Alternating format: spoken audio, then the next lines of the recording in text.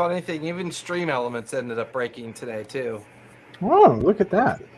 Just like at the beginning of the cast, it like announced my previous session. I'm like, that doesn't even exist anymore, and somehow it's still. You're wrong. No. Yeah, and I'm like, heck no, this is the title, and then I just did a title interlude, but we're gonna go a little ways back so that Winter can be properly terrorized along with the rest of you. Yeah. Nothing scary happened at all. The previous couple sessions, the team, having survived the discovery of whatever these mental worm creatures are that were being used, and the visual display of what happened to Mannheim, as well as the first attempt at trying to figure out Thane's Reach, how to get into it, what might be going on. The following morning, the team discovered a mysterious area near the walled section of Thane's Reach that offered them an opportunity to take a platform down in through an air shaft. The first one to go was Puck. She managed to sneak onto the wagon, sneak her way onto the elevator platform, and was able to get down into the depths of the air shaft and make the discovery of the strange dragon-like creature that was guarding the what could only be called the Emberheart Throne or the Cinder King Throne, depending on translation of the prophecy that was on it. The team all gathering there, listening in on the leadership of the gnome community and getting some insight on what they might be doing here. They descended down into the lower part of the chamber. Once here, the stone was given over to the guardian creature. Once the guardian creature left with the stone, without any kind of word of warning or conversation, the team then began to try to understand this chamber. While gathering up the clutch, Puck had made an investigation deeper into one of the tunnels, discovering the large excavation site that not only contained prisoners, including the matron of the Sawtooth clan, discovering her and then eventually freeing her. But all the while this was going on, a strange kind of earth tremor kind of beginning to unfold as the large Heartstone excavation site was beginning to unravel, reveal itself. Not only the team being down here, but it would seem those in charge of the excavation were caught unawares by this as well. However, briefly, there was a discussion with the matron of the Sawtooth clan, and it would seem that what was his name? Vasarisk. I know, my S's, R's, and my V's all stumble. Seem to not be out of the picture yet. And it's quite possible that he is a master of simulacrum, as there may still be 2 additional copies of himself somewhere out there. The team then began to escape the collapsing chamber and excavation site, realizing that this entire area was beginning to collapse around them. They made their way out and witnessed the entire destruction of Thane's Reach. At the last moment, as the shockwave from the volcanic eruption occurred, Xanath managed to get the tiny hut up and everybody safely inside, most falling either unconscious or being severely impacted by the shockwave. And it became aware at the same time that a massive fire titan had not only been unleashed, but it is now potentially making its way towards the Obsidian Gate to not only destroy the Obsidian Gate, but possibly help conclude whatever Vasarisk's plans are in releasing one of the betrayer gods known as the Shadowed One. It is... Did we take a long rest? Did we decide we were taking a long rest at that point? I think that's what we were doing at the end, yeah. Okay. Yeah. The only challenge with that is that it was roughly afternoonish during the eruption of the volcano. So taking the long rest in the tiny hut will bring under the ash. Yeah. So everyone go ahead and trigger a long rest. Yep. That will bring us to the morning of day 5. No, day 6. And session 40. Yeah, we're on session 40. Midlife. Morning of day 6. Time to go buy a car. And this is the morning of day 6 since entering the Caldera. Since entering the caldera and making your way in this general direction of trying to track down the mining pit and all the activity that was going on. It is the morning of day 6. All of you can trigger a long rest. You have maybe, I'm going to give you 15 minutes before the hut collapses because it only lasts 8 hours. And it's now mid-evening at this point. Looking through the transparency of Tiny's hut, still mostly ash is the only thing you can see. What would you guys like to do? This is gonna be. We got to get out of here. This is not gonna look good. This doesn't look good right now. We got to get out of this thing. If I stick a hand through the top of the hut and try and move the ash, does it feel solid or is it like still sort of soft? Technically, sticking your hand out the door and feeling upwards, it feels pretty powdery. Like it doesn't feel like a typical pyroclastic flow that's muddy and compact, which might be because the only available water in the area was the ocean, which is more outbound. It's very hot to the touch, but not quite enough to burn you. It hasn't hardened, but it's kind of hot. I think when I drop the hut, it's just going to drop on us. Yeah, I don't want to be cooked. Let me try something. I'm gonna take out my vial and start. I'm gonna cast Big B's hand to try and sweep a path, like sweep ash off the outside of the hut. Like you're sweeping off the roof of your car after a snowstorm. Yeah. Right. So I can have it up for a minute. So however much ash I can move around in a minute is what I'm trying to do. Gotcha.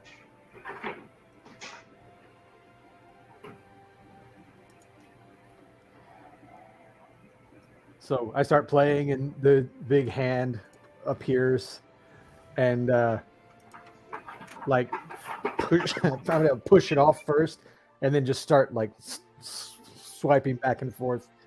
Okay, so you guys watch as Earthen invokes Bigsby's hand, and the huge translucent hand kind of jets outside of the hut and begins to move back and forth with his movements. Go ahead and give me sleight of hand with advantage, since you are using a extension of the spell to do this. Okay. Ooh, I'll take that. That's 23. 26. It's only a few feet. 5. Yeah, it's only a few feet deeper above the height. So the height of tiny huts maybe about 7 feet, and then 3 more feet up. So 10 foot. It's basically a 10-foot deep ash bed, at least to where you are.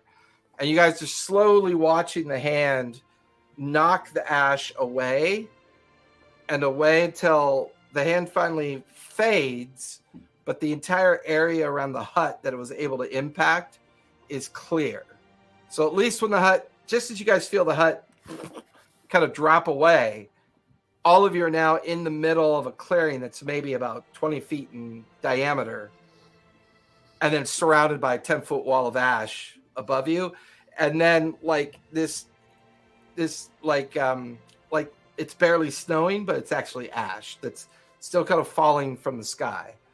It's pitch black out, and you can hear nearby rumblings that you assume is the sound of the now collapsed volcanic region of where the mining pit was. But there's also a distinct sound of thunder and like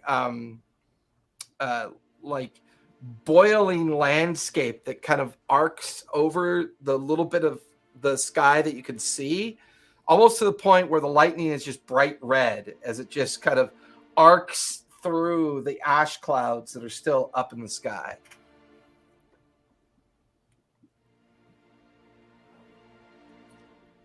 Holy shit.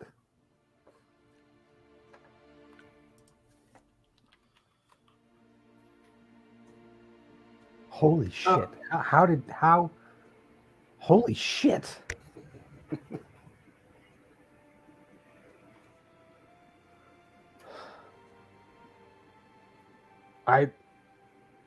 Earthen activates the ring and just starts to fly up, trying to survey if there's anywhere that there might be sunlight left or not affected by this cloud that's currently billowing everywhere. Normally you'd have advantage on this, but give me a regular one because you're at disadvantage due to the weather conditions. Mm-hmm. So just give me a regular perception check. Perception? Okay. Oh, that's a nat 20. Ooh. Oh, what a way to start the night. With my advantage, that's a 31. Okay. With my, not advantage. Your bonus. Bonus, yeah. So from this height, looking straight down, you could see Winter, Xanath, Puck, Spot, and Punch all kind of in the opening that you just flew directly up from. The horizon is pretty much a firescape. To your right, in the direction of the bordered area of the caldera off in the distance, you can literally see a titanic-looking flame that is just moving off in the horizon, almost like something 100 feet, 200 feet tall is just casually walking off into the horizon away from the collapsed area of Thane's Reach. Whatever that mountainscape was is now completely collapsed in on itself. There's no sign of the town at all. The fortifications, whatever was built here is just looks like it's been vaporized, and then it all continued to collapse downward into this huge canyon-like recess that's just kind of swallowed everything up above. Where the boiling smoke is coming from is that an edge of the pit has cracked all the way up to the edge of the beach, and seawater, like a waterfall, is now pouring in to this huge crevice, or like this massive ravine that opened up due to the earthquake, and is billowing out both smoke, ash, and steam, just billowing out up into the atmosphere above you. Like almost like dots of red light out on the seashore. The 3 or 4 dozen ships in the harbor are all now fully engulfed in flame. Just huge bonfires of the vessels. No sign of anyone that you can see that might be alive. The bluff and the beach seem to be the largest collection of ash, about 1,000 feet down towards the collapse of where Thane's Reach used to be. It's mostly just burnt and shattered rock from the kind of like sudden shock of the explosion. But it is, at least this section of the island looks changed. Like it's been changed. There's nothing left of trees, grass, or anything. It's just an apocalyptic, charcoal burnt, ash strewn wasteland all around you.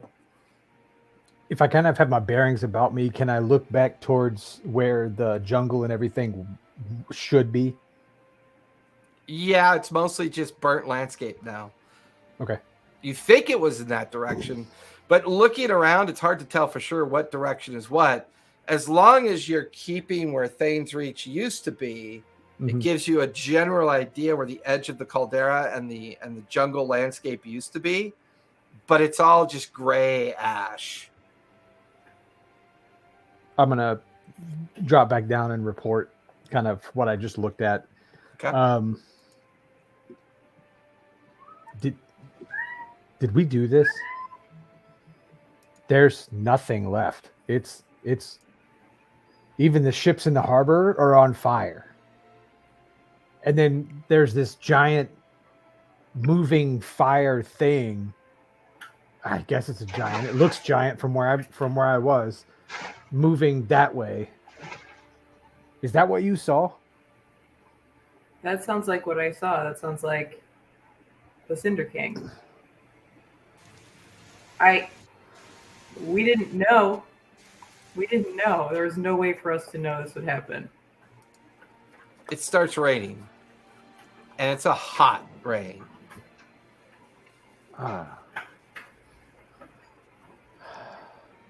We have to get moving, right? Like, we have to get back and find the anvil. Well, we have the anvil. Oh, wait. What are we trying to find? I scooped up the anvil on the way out. Oh, wait. What are we trying to find? We've got to make the key. We got to make the key. Yeah. And Matrone... Oh, put the key in the thing. Mm-hmm. Matrone said if we could tell him where a tree is. But I didn't see any trees. I tried to look. It looks pretty bleak. I tried to look where the like. I mean, I think I know where the city used to be. There's nothing. It's a hole in the ground. There's seawater pouring into it. It's. I think that's probably what's causing all this rain now. But I tried to get my bearings and turn around and see where I expected the jungle to be. There's nothing there.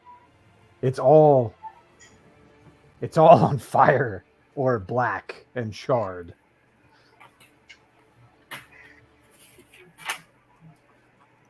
Oh. If I go there, I might be able to find roots or something barely alive that we can try and contact Matrone with. But we do have a lot to accomplish in a very short amount of time.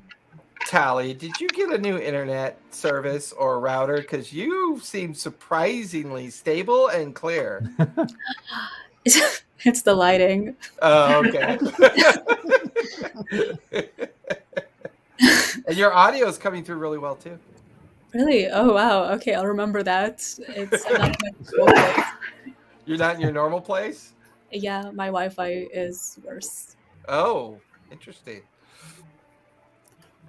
So we need Morden's hammer, right? Morden's hammer is in Titan's reach. Well, maybe. We do need it. Oh,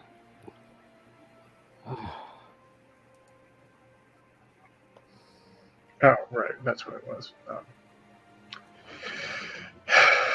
Did we confirm the hammer was in Titan's reach? I don't remember writing that one That's down. what I have in my notes. That's what Naleth claimed. Mm-hmm. Okay. Well, if it was in Titan's reach, it either could be blown miles away now, or it could be collapsed in whatever hellhole that is now. Titan's reach doesn't exist anymore. Thane's reach. Thane's reach, sorry. Yep. Thane's reach doesn't exist Thane's reach. anymore. All right. Spasa's gonna like kind of very slowly put up a paw and just be like, I'm aware the odds of this working are basically zero. But before we go off in a random direction trying to find an object that we know nothing about, is it worth the hour or two to transform me or someone else, dig down and see if we can fool the lock? Remember, I am the devotee of a luck goddess, and this would be a really, really appropriate time for her to come in. Just saying.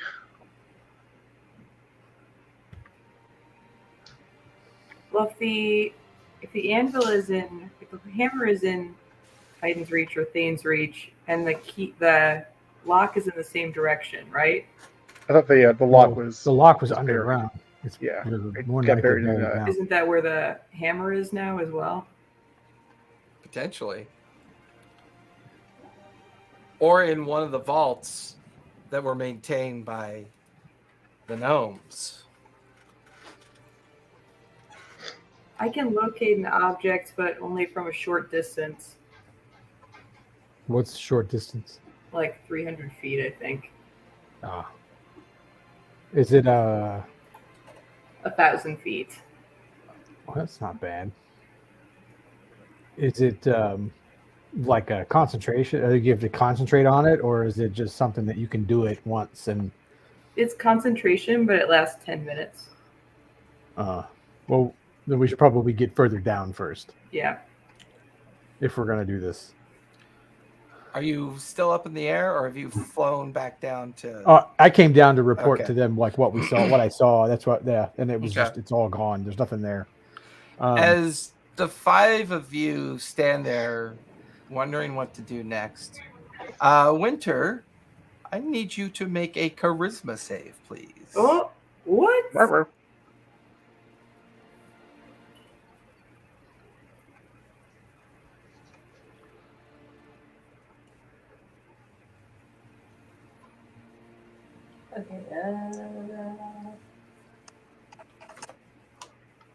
Oh, it's a 20. Nice. All right. You feel an overwhelming sense of dread kind of just overwhelm you for a brief moment. Your mind locks in, like there's enough space that you guys have cleared away so you can kind of see the horizon. And your eye and your mind just kind of fixate on where Thane's Reach used to be. That explosion has opened up something that feels familiar to you. And you immediately get the sense that something sentient has been brought in and might be linked with what the Fire Titan is.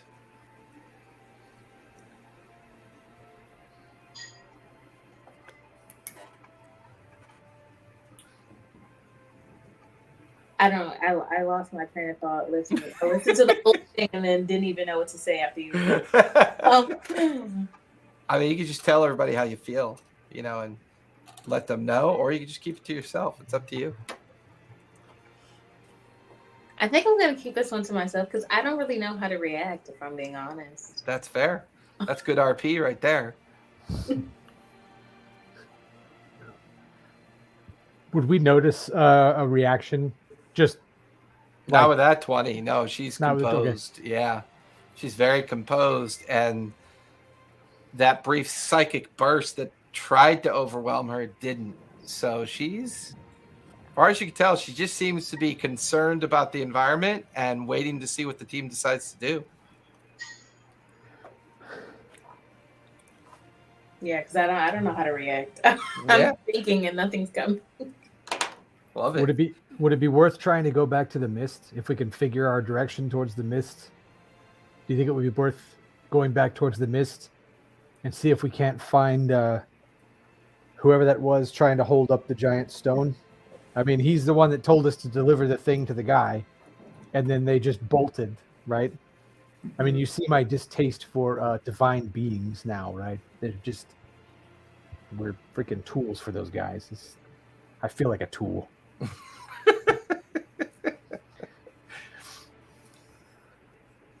Poor Earthen. There was a reason for releasing him, but I don't know what it was. Was it just that he was being tortured and that the gods wanted to release him? But then what was the plan? I mean, why? I don't understand why we weren't warned.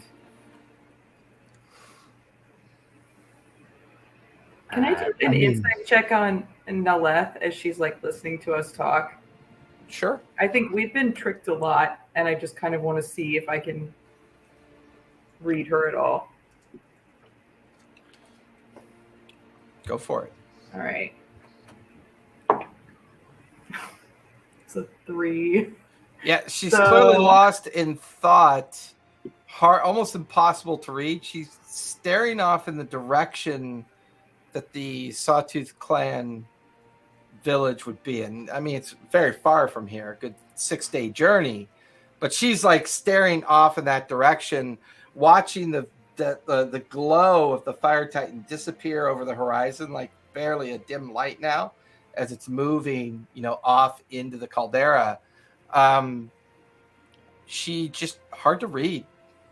It's actually a 12 with my +9, but I know that's still not very good. Just hard to read. Yeah, she's tough to read.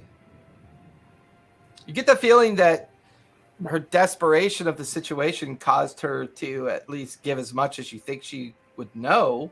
Mm-hmm. And she may be just as confused as the rest of you in regards to what exactly is Varys' play here. What is his play? If it's just to destroy the Obsidian Gate, why release something this powerful? And is this something that is truly powerful? Or is this something that's still not quite finished? And if the Guardian's responsibility was to maintain the Cinder King's prison,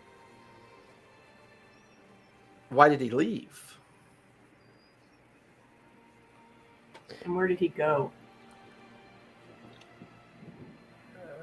I tried to scry at him and I couldn't find him. The Guardian? He left this plane. So this thing is fire. We also know of a great being of immense power that's affiliated with water. Do you think it might be worth letting him know that there's something great, big, and on fire over here? Cock, you want to talk to your friend? Not a friend. I can try. I don't know. I mean, it's kind of up to it if it's anywhere near and if it's at all interested in being found. I mean, it's been a while since you lot. pulled. It's also been a while since you pulled out that map, Puck. Right. And this was a lot of. This was this explosion wasn't natural. I can try. I mean, if it's something, if it's a demigod, it's got to have felt something, right? It seemed like to know more than we do. It was present during our fight with that dragon. It seemed involved somehow. I don't really know where it stands, but I can try. But it's been a while since we looked at that map. And since the lay of the land seemed to have changed a little bit, the map didn't work. We quit looking at the map because it didn't work when we were here, right? Yeah. Yeah, it was like there was some kind of smoke covering the area of the mountain. What's it look like now? I take out the map. Because watch as Puck reaches in, pulls out the map, and lays it out on the ground. As you lay it out on the ground, the entire surface of the parchment is a swirling form of energy. Just this, like it's trying to read everything around it, and the only thing it can respond to is this just miasmic swirl of energy that doesn't really give any definition of landscape, position, location. It's almost like looking at a blurry picture. Can I try to attune to it in any way or focus on it in any way? Give me an intelligence save as you do that.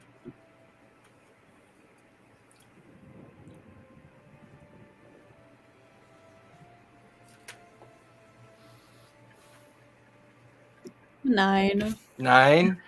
You try to focus in on it and see if maybe something has happened with you, or somehow maybe you mistakenly became unattuned from the map. But as you try to focus in on it, it doesn't feel magical anymore. Oh no. Okay, I'll put it aside for now. What happened with the map? Something's wrong. It's not working.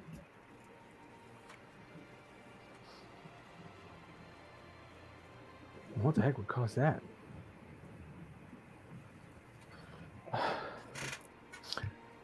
Maybe if I use the sword, the thing that the sword does, we can get some extra information about our giant waterbound friend.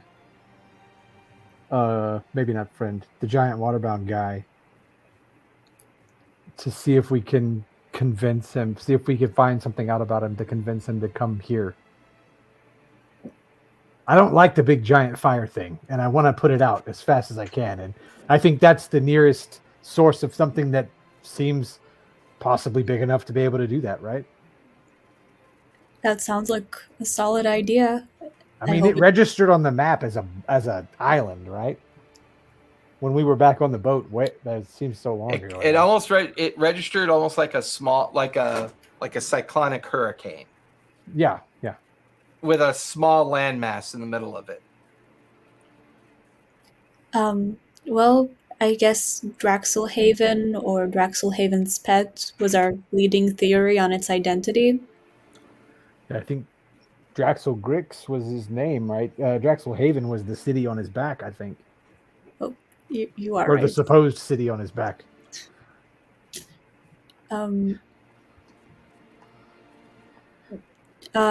Xanath, Winter, you two tend to be pretty attuned to magical forces and divine vibes. Thing going on? Can I do a vibe check? Does it feel like there's a lot of magic in the air like there was when we were hanging out in the mists? The primordial crossroads where you guys came out of the mist felt uniquely divine and uniquely kind of like magic. This right now you just feel the opposite. Like there's some innate magical feelings you're used to having, like awareness, primal sense, a sense of just things that might be nearby. It just kind of feels like static, just an echo chamber. This feels like dead air to me. There's nothing going on. Well, there were a whole bunch of people here that are not here anymore, so dead air might be a great choice of words. You are a cleric, aren't you? Come on. There is something wrong here. I mean, just not to state the obvious, but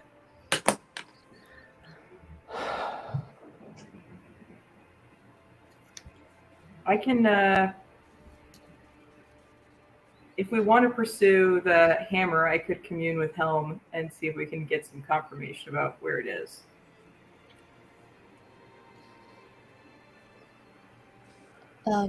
That sounds like a great idea. I hope Helm can reach to us right now because we kind of need all the help we can possibly get. Why don't I sit down, crisscross applesauce, and do that while you guys are working on talking to the sea turtle?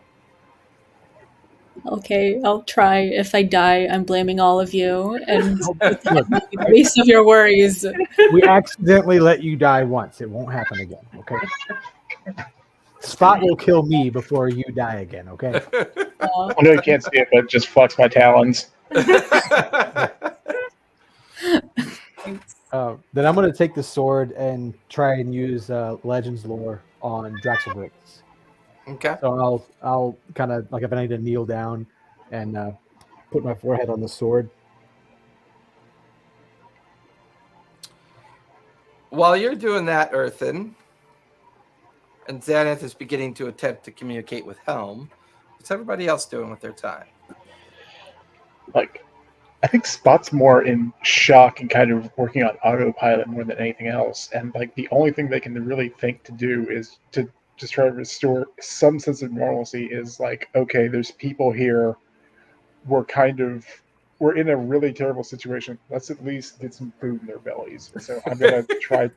Like I don't mean that in like a yeah, he's gonna stress cook. Yeah, pretty much. Like fuck. Like the only thing I can do, like, you know, I'm just a monk. I you know, my gods don't really like talking to me, but I can at least make sure that like the survivors have food and water in front of them. So it's like at least do a little something. I like that, actually.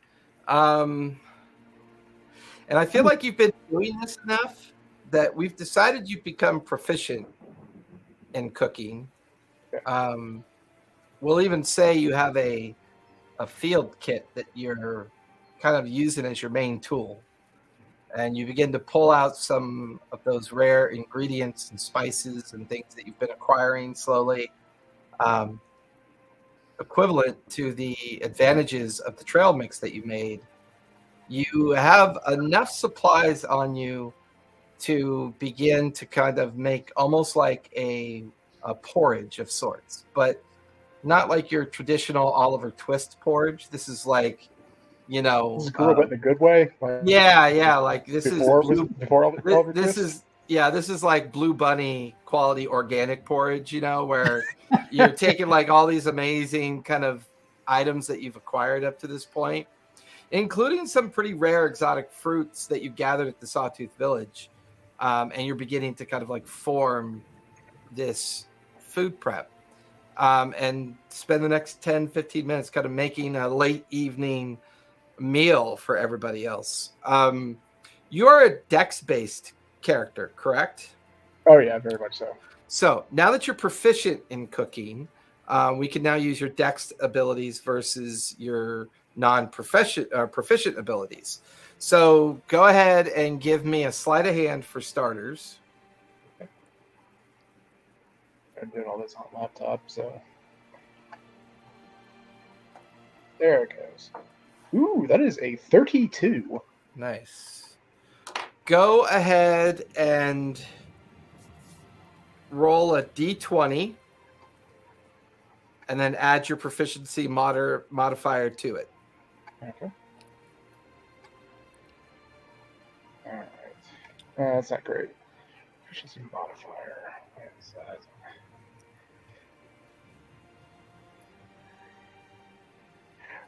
Just out of curiosity, because I'm not used to looking up, where is my proficiency modifier? Like, where is it? Should be near your. Oh no, I see it. Proficiency plus 4. That's a 7. 7?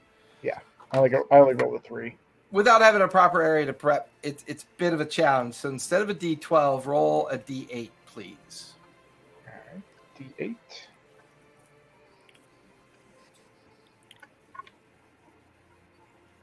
That is a 6. Okay. So as long as anyone that consumes this meal, you get 6 temporary hit points for the next 24 hours. Okay. Awesome. Just 10 HP. Yay. So Spot's doing that. Xanath and Earthen are doing their thing. Puck, you're trying. What are you doing with your time? Casting primeval awareness That's towards right. the ocean.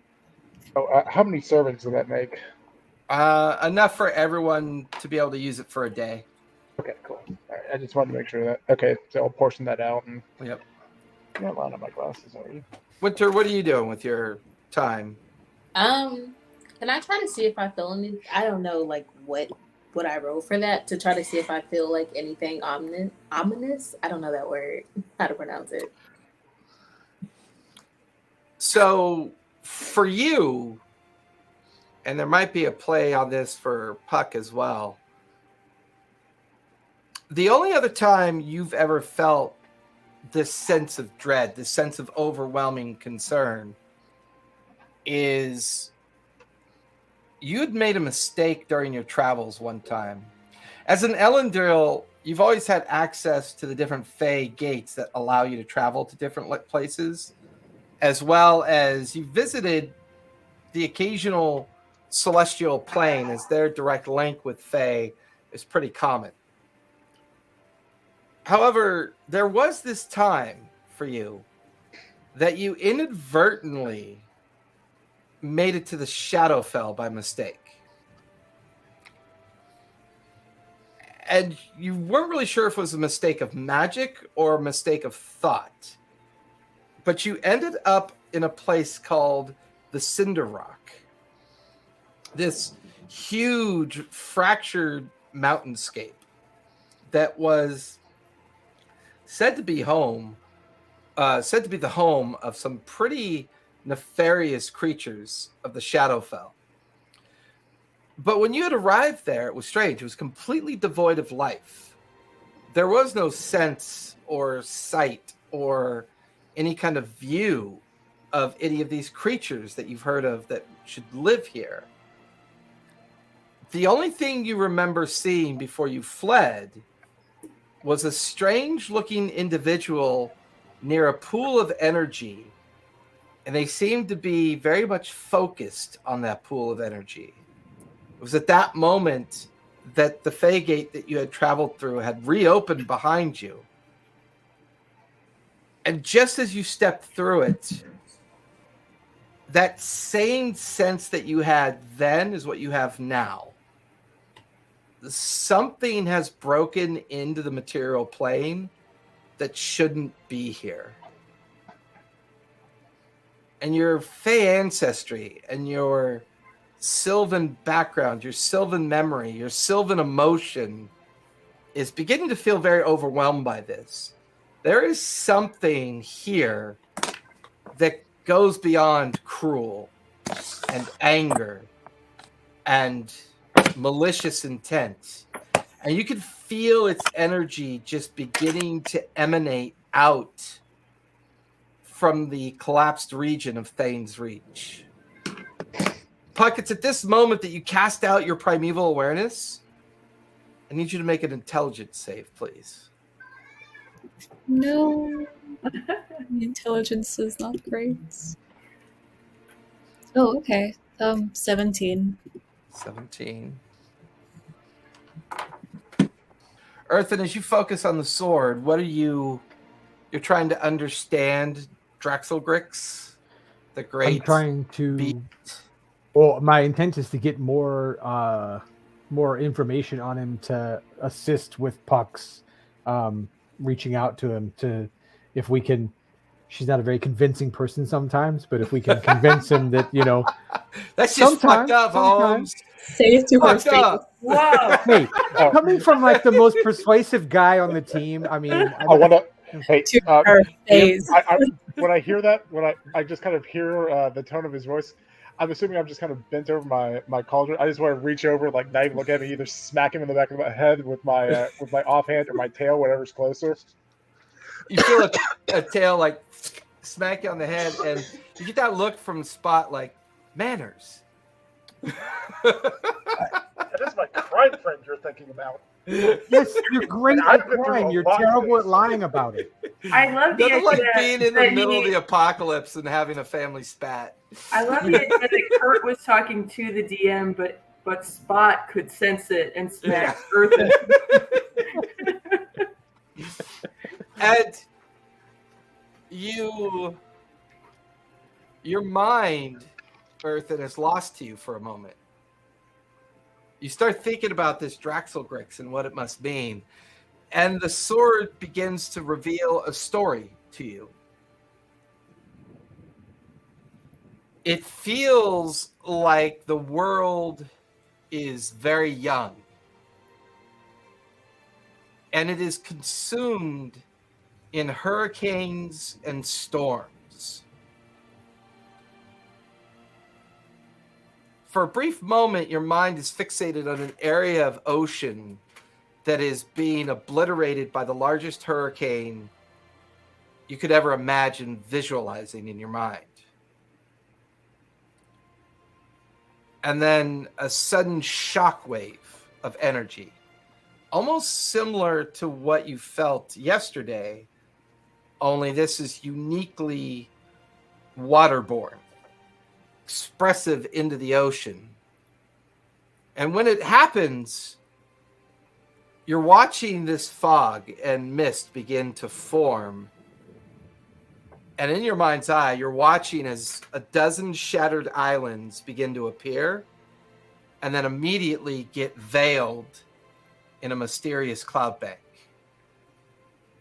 But drifting out of the cloud bank, the largest dragon turtle you've ever seen or could possibly imagine seeing. You could easily guess it to be the size of a small city. And it just drifts on the surface of the water for a while, out of the cloud bankment, this huge cloud enclosure. And then it just kind of settles into the water. And then you're just kind of back out of the vision.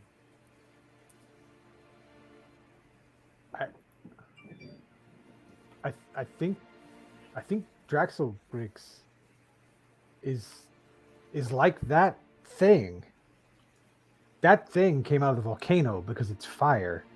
But I think Draxelgrix is like that, but water.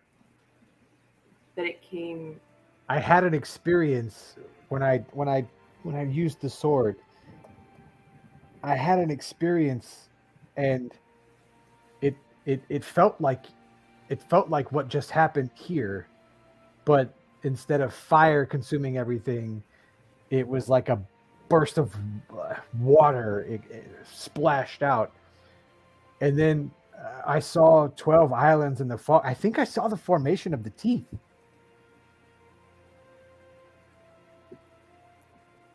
Whoa. But Draxelgrix came out. It was a cloud there, and this giant dragon turtle came out of the cloud, not flying on the water, but came out of like the fog cloud and kind of sat there for a minute and then swam off. Did it feel distractive like this one, or like we might have a chance to get some help from it? The explosive force, yeah, I mean, it felt similar, but it wasn't fire consuming everything. It was the shockwave feeling, the last thing I felt before I blacked out. Then it might have some kind of connection to this. Let's just hope we're on the same side, because if I recall, it was very powerful, and I don't like our track record with those elemental powerhouses so far. Yeah. It also seemed to be somehow involved in the ceremony of sealing the obsidian gate, right? And it wasn't clear whether it was helpful or unhelpful.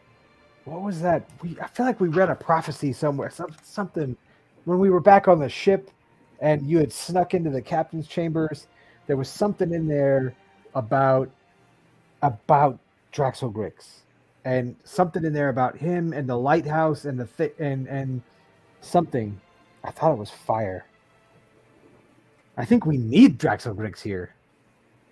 Crap, I'm digging through my notes to find where I think we talked about that.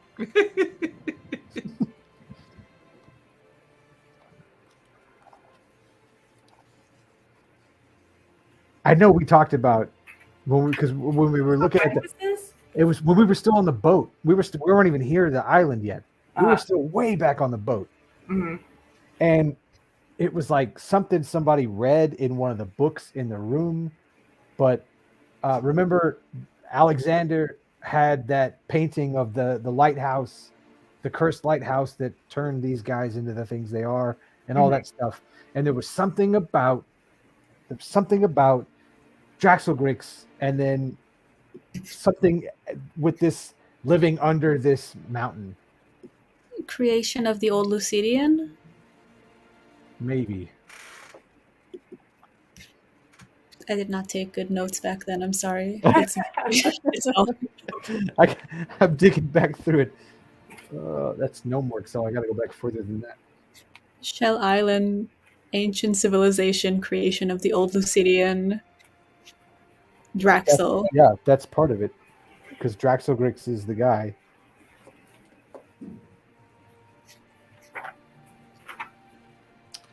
Oh, I love this kind of storytelling.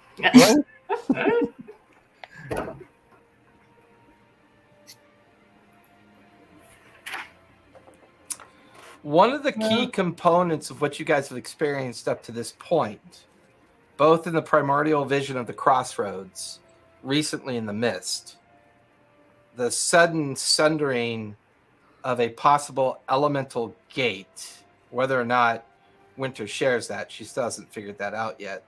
But the way Draxelgrix's vision was revealed to you, Earthen, and the age at which it took place, these are all creation experiences that you're having.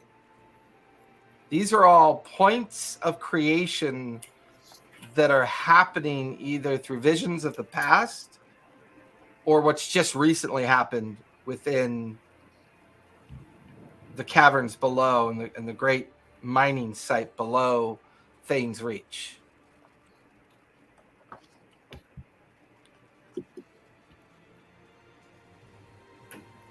This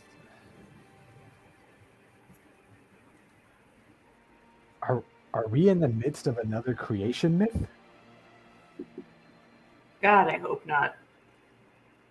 That's never a good place to be.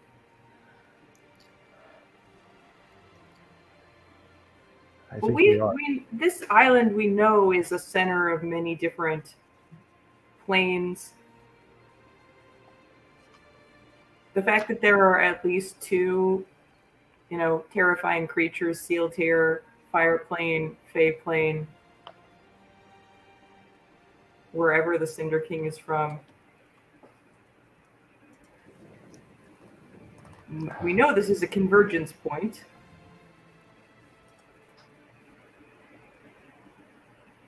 The lighthouse curse was on Dragon's Breath Island, inside the teeth.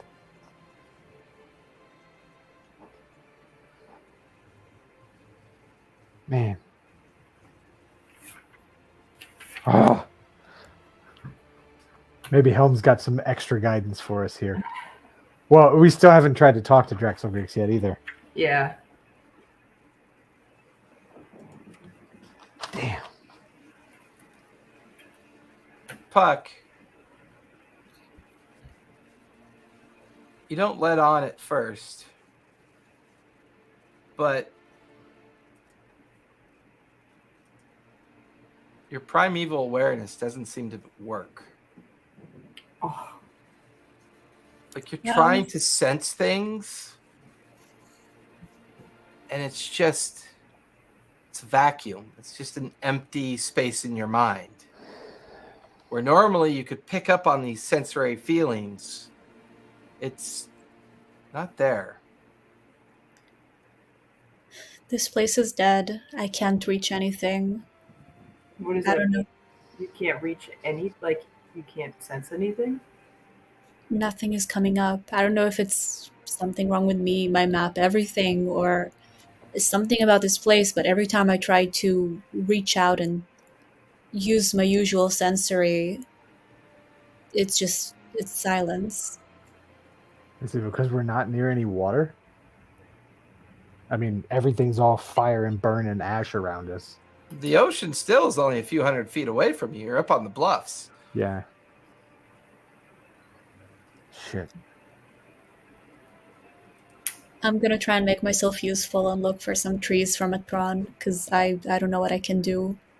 Give me your survival check as you begin to fan out from the campsite with a bit of a despondency.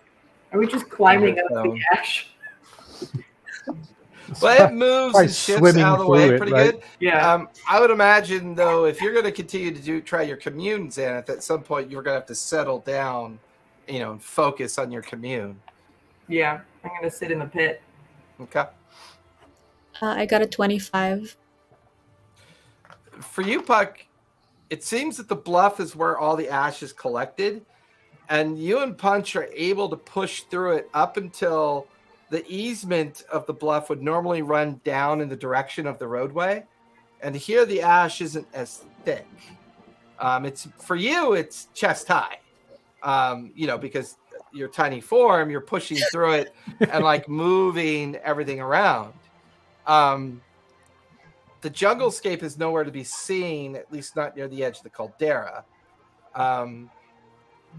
There is a straight, from your vantage point, as you get further away from the campsite, to look down towards the hillside that would roll down towards the old walls of Thane's Reach. You get... Who did I lose that? That was Xanath that time. Yep. She just sent she sent a message on Discord that her computer crashed. So. Oh, how funny!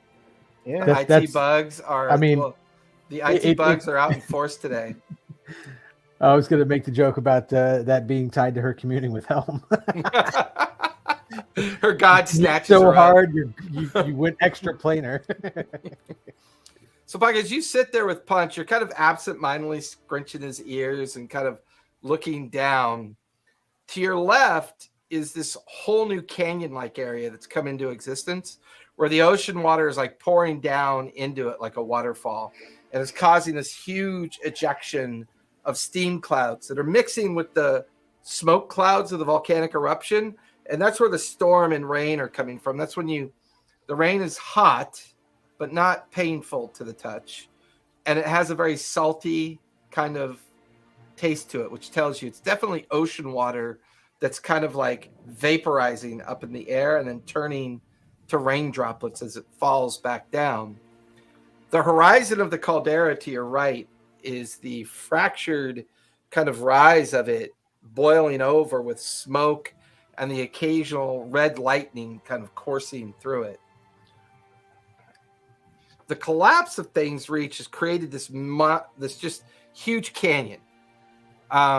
You see no sign of people, but strangely enough, near the edge of the right side where you remember the air shaft being, not sure how or why. I know why, because I rolled incredibly well.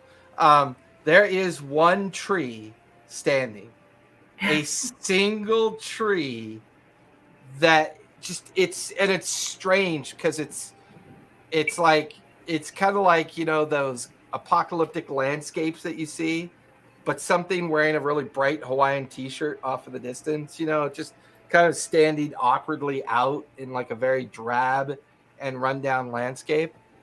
But down by where the old air shaft was, which is now a collapsed section of the edge of the canyon that's now newly formed, is a tree still intact, but it's leaning slightly over the edge of the canyon, like maybe the ground had eroded around it, and it just hadn't collapsed down inside the canyon yet. Xaneth.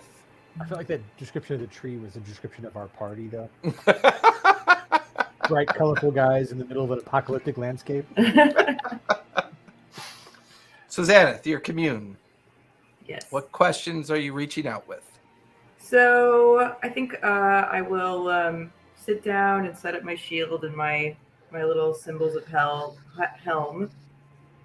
And the first question I'll ask is, we're seeking Moradin's hammer. Is it in Thane's Reach? You hear a very loud metal on metal sound, like a hammer meddling armor, signaling a positive response.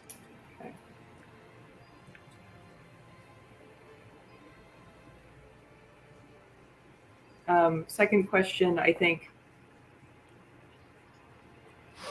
are you allied with the primordials? You get a cold wind across the back of your neck, signaling a negative as no.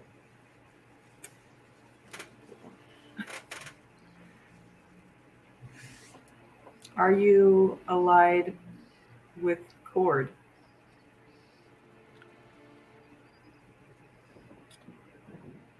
There is no real response to that. Almost, you get this feeling that they don't know how to respond. Okay. Maybe as a free insight that you are overreaching. Almost to the point of almost committing a form of sacrilege. Oh, I'm asking too intrusive a question. Yeah. You kind of get Okay. that. Yeah, you kind of get that cold, kind of non-compliant response. The equivalency in your mind would be like confusion. Okay. And a little bit of disappointment. Okay. Am I allied with Cord? All right, that's my 3 questions. The hammer is in Thane's Reach. Primordials are not our friends. They're not our friends? They're not Helm's friend, so they're not my friend.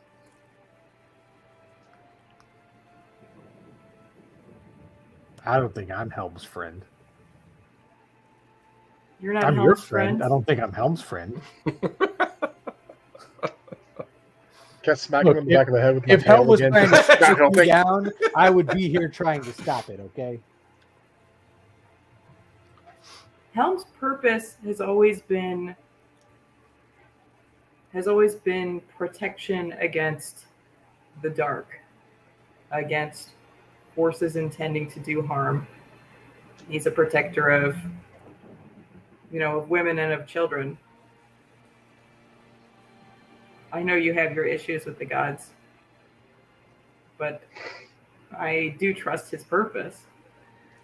I just don't always understand it.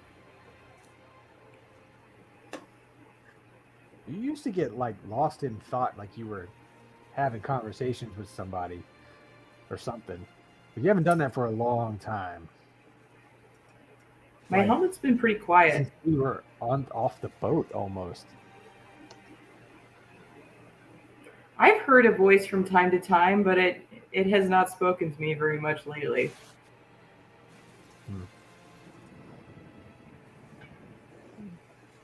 Did we catch Puck before she took off after the tree, or No, she just went searching. where the heck? Where did Puck get buried in ash? Look! See her- Where are see you? her- Yeah, you can see her little footprints, and Puck on the very 100 feet away from the campsite after you got out of the deepest part of the ash, seeing all this. Now you can hear Xanath and Earthen kind of yelling for you, wondering where you went. I found a tree. No way. The one tree. Is it on a hill? We can call Matrone. Ha! I Caught the won't say reference. that. Tree on a hill. One Tree Hill. Yeah. I tried to reach to Matrone through it, or did we have to connect to Matrone again? I think we had to tell him what it looks like. Ooh. Oh, is that me? Spot. I- Yeah, well, yeah, that was you, but you said this tree is precariously on the corner of a... It's on the edge of the newly collapsed canyon that used to be Thane's Reach. Spot. Yeah. We What's up, have Earthen? we have need of your services. All right. I'm going to kind of pack up my equipment carefully but hurriedly, and then just kind of go over, just like, all right. What'd you cook there? It smells really good. Some mixed berry porridge. It's, what I could do. So this tree, we're gonna try and get Matrone here. This tree's on the edge of a cliff. Mm-hmm. I would rather not summon Matrone off the edge of a cliff, but you Okay. can walk on walls. I can. All right. Could you wait under the tree just in case? Sure. And I do that. Just casually walk down the side of the mountain, about 10 feet under the tree where it's perched, and just okay. I imagine the really bad clipping, the edge is there, and you walk off. Yes, exactly. So as the five of you kind of leave the campsite, following Spot down towards the edge of the newly formed canyon, it takes you through the ashen fields that are still kind of forming, but now things are wet, sticky, and kind of, how wet concrete is. It's getting like that because of the rain. It's also getting a lot warmer too as the rain is kind of down, and you can feel the humidity of the cloud cover kind of keeping the heat kind of inadvertently kind of baked into this area. But the five of you are standing on the edge of where the air shaft used to be and where this small forest edge used to be, this jungle forest edge. And now you're just staring down into a massive canyon just filled with steam and smoke. It's dense enough that you can't really see down into it, but every now and then there's an explosion of lava that kind of spurts up slightly and then settles back down. And there is an increased amount of heat over in this direction. You can even see some of the leaves kind of falling off the tree. As the five of you stand there on this edge, you watch as Spot kind of goes over the edge to kind of keep a look on the opposite side of the tree, just in case that becomes necessary. You guys are all on the edge of the cliff or the edge of the canyon where Thane's Reach used to be. The weather's getting worse. It's getting hotter. What do you guys want to do? This cliff doesn't look super stable right now, so just in case, let me just fly. So we're not putting excess pressure there. But you want to give Matrone a call? And we're asking Matrone to come through. Is that the ask? Because originally he was like, hey, I'll pull you through if you can find a tree. I was unclear on that, but either way, did we bring Naleth with us? Yeah, she's with you. Okay. I mean, All right. if we go through it should be clearer on that side, hopefully, right? Yeah, but if we need to get the hammer, that's the other direction, I think. He can get us back the same way he got us there, right? If we knows what the tree looks like. Yeah, if he's got the slots for it. If the tree doesn't die. Was it that, or was he gonna come here? I can ask him to come here and see if he'll do it. I think he'll just, if he doesn't want to do it, he'll just be like, nah, I'm not But doing we'll it. tell him like Sibo Matrone's vibe. should be around here, right? Sibo's his friend. And she's not contacted him either. Yeah, I'll see if he'll come through, and maybe he'll come with us, and maybe he'll come look for. I mean, finding Sibo is not high on the priority list, but it's on the list. Okay. Look how you're making the phone motion. That's awesome. That's what Zamp does. You're like, I'm more likely to remember 25 words or less if I use a rotary phone. Yeah. Indicator. It's not even the iPhone hand. It's the old Yeah, none of my kids know what this means. None of my young really? kids know what this means. When they do a phone reference, they do it like this with their palm to their chin. That's so Gen Z.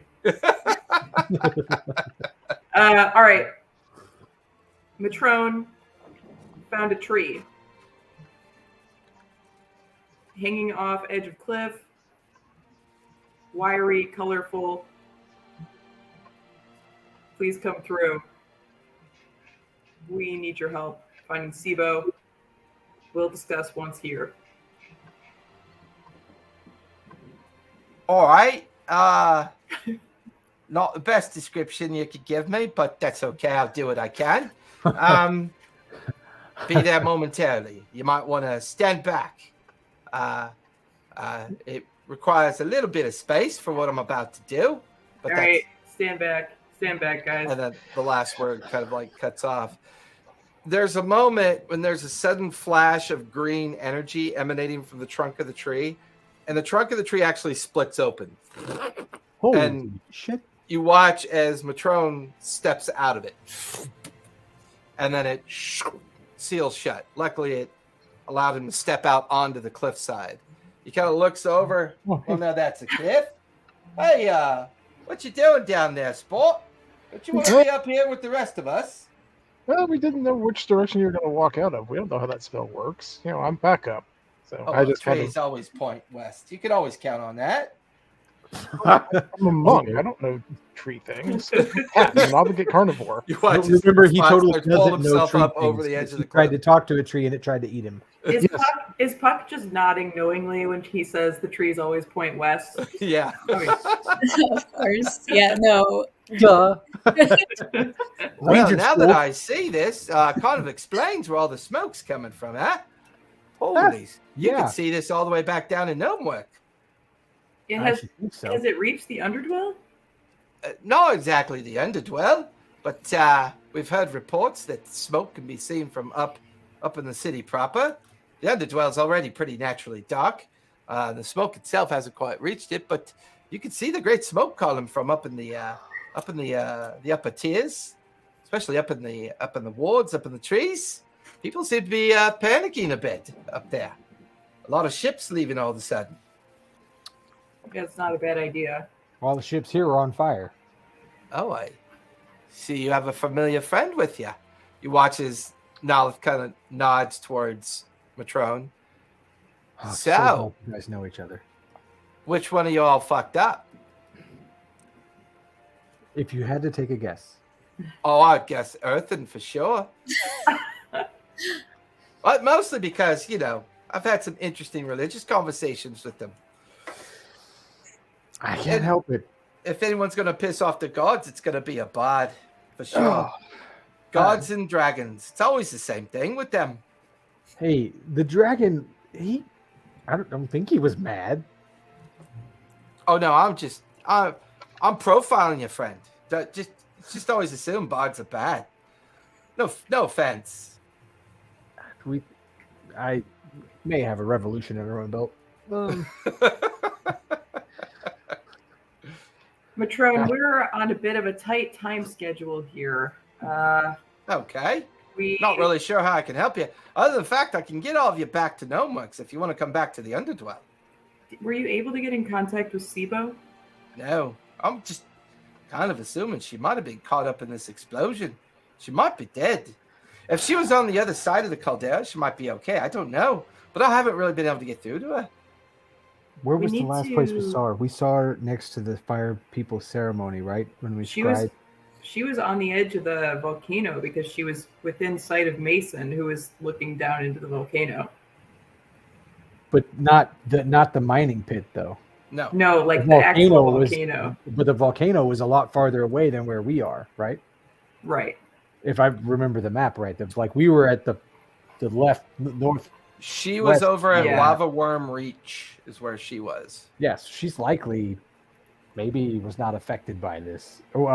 She's affected by something, but maybe not by this explosion. The only thing you remember her saying is she was heading towards Shadow Peaks after Lava Worm Reach. So she was going all the way to the other side of the caldera.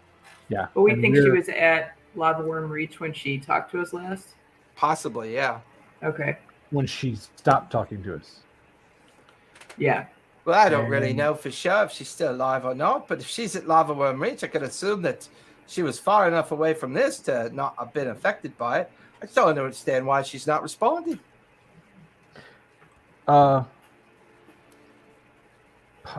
Maybe Puck. Remember, maybe this has to do with why you can't reach out to anything around here, why the map doesn't work. Maybe that's why, I don't know. Maybe that's why it doesn't work. Messaging it, I don't know. I don't know. But I was able to message Matrone. Yeah. I don't know. It's like some kind of sense of magic or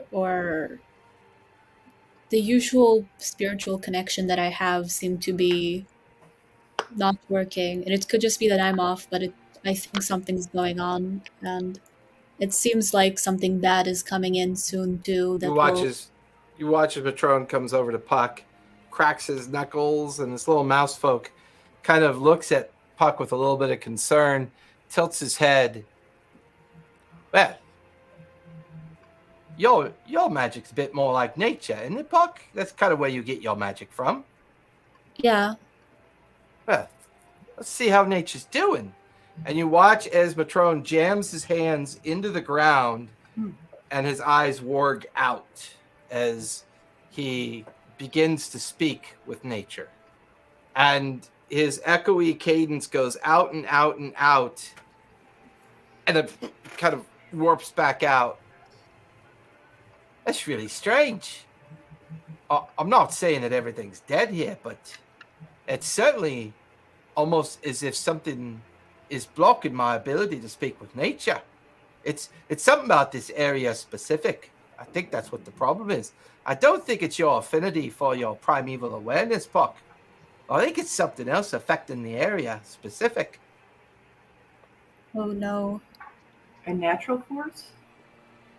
No, not natural. Gotta be unnatural.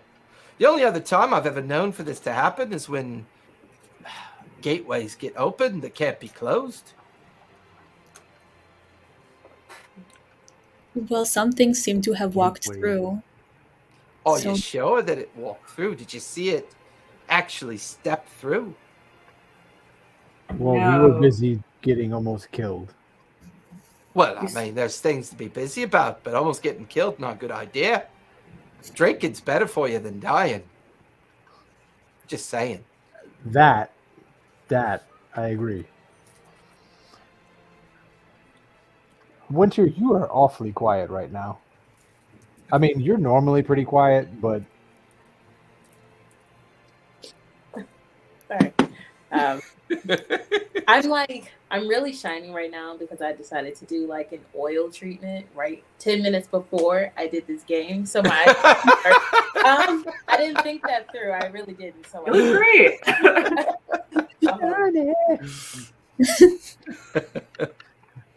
But for me, are we still we're still in the village, correct? Like, no, you're on the edge of the newly formed canyon that used to be Thane's Reach, and Matrone, the druid mousefolk from the nearby jungle down in the Underdwell, has used travel with plants, and he's stepped out of the tree. That's the only one that Puck could find. And it's the only one around. Yeah, and he just tried speaking with nature or communing with nature. It didn't work. Puck has been unable to get primeval awareness to work, or her sense of greater creatures that might be nearby.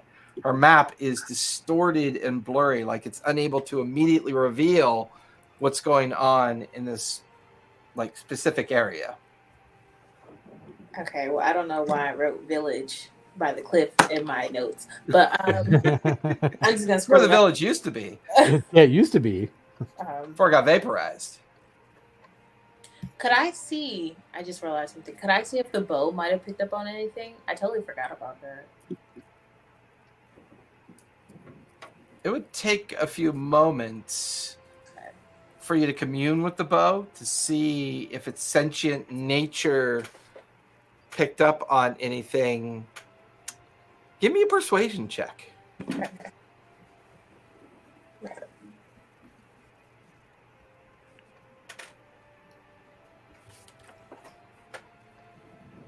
How's it almost an hour and a half already? How's this happen? I swear, this is one of my few groups that I feel like the time goes by way too fast.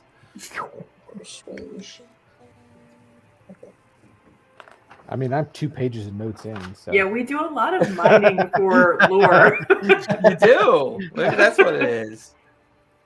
What'd you get for persuasion, Winner? Maybe not. I got a 5. A 5?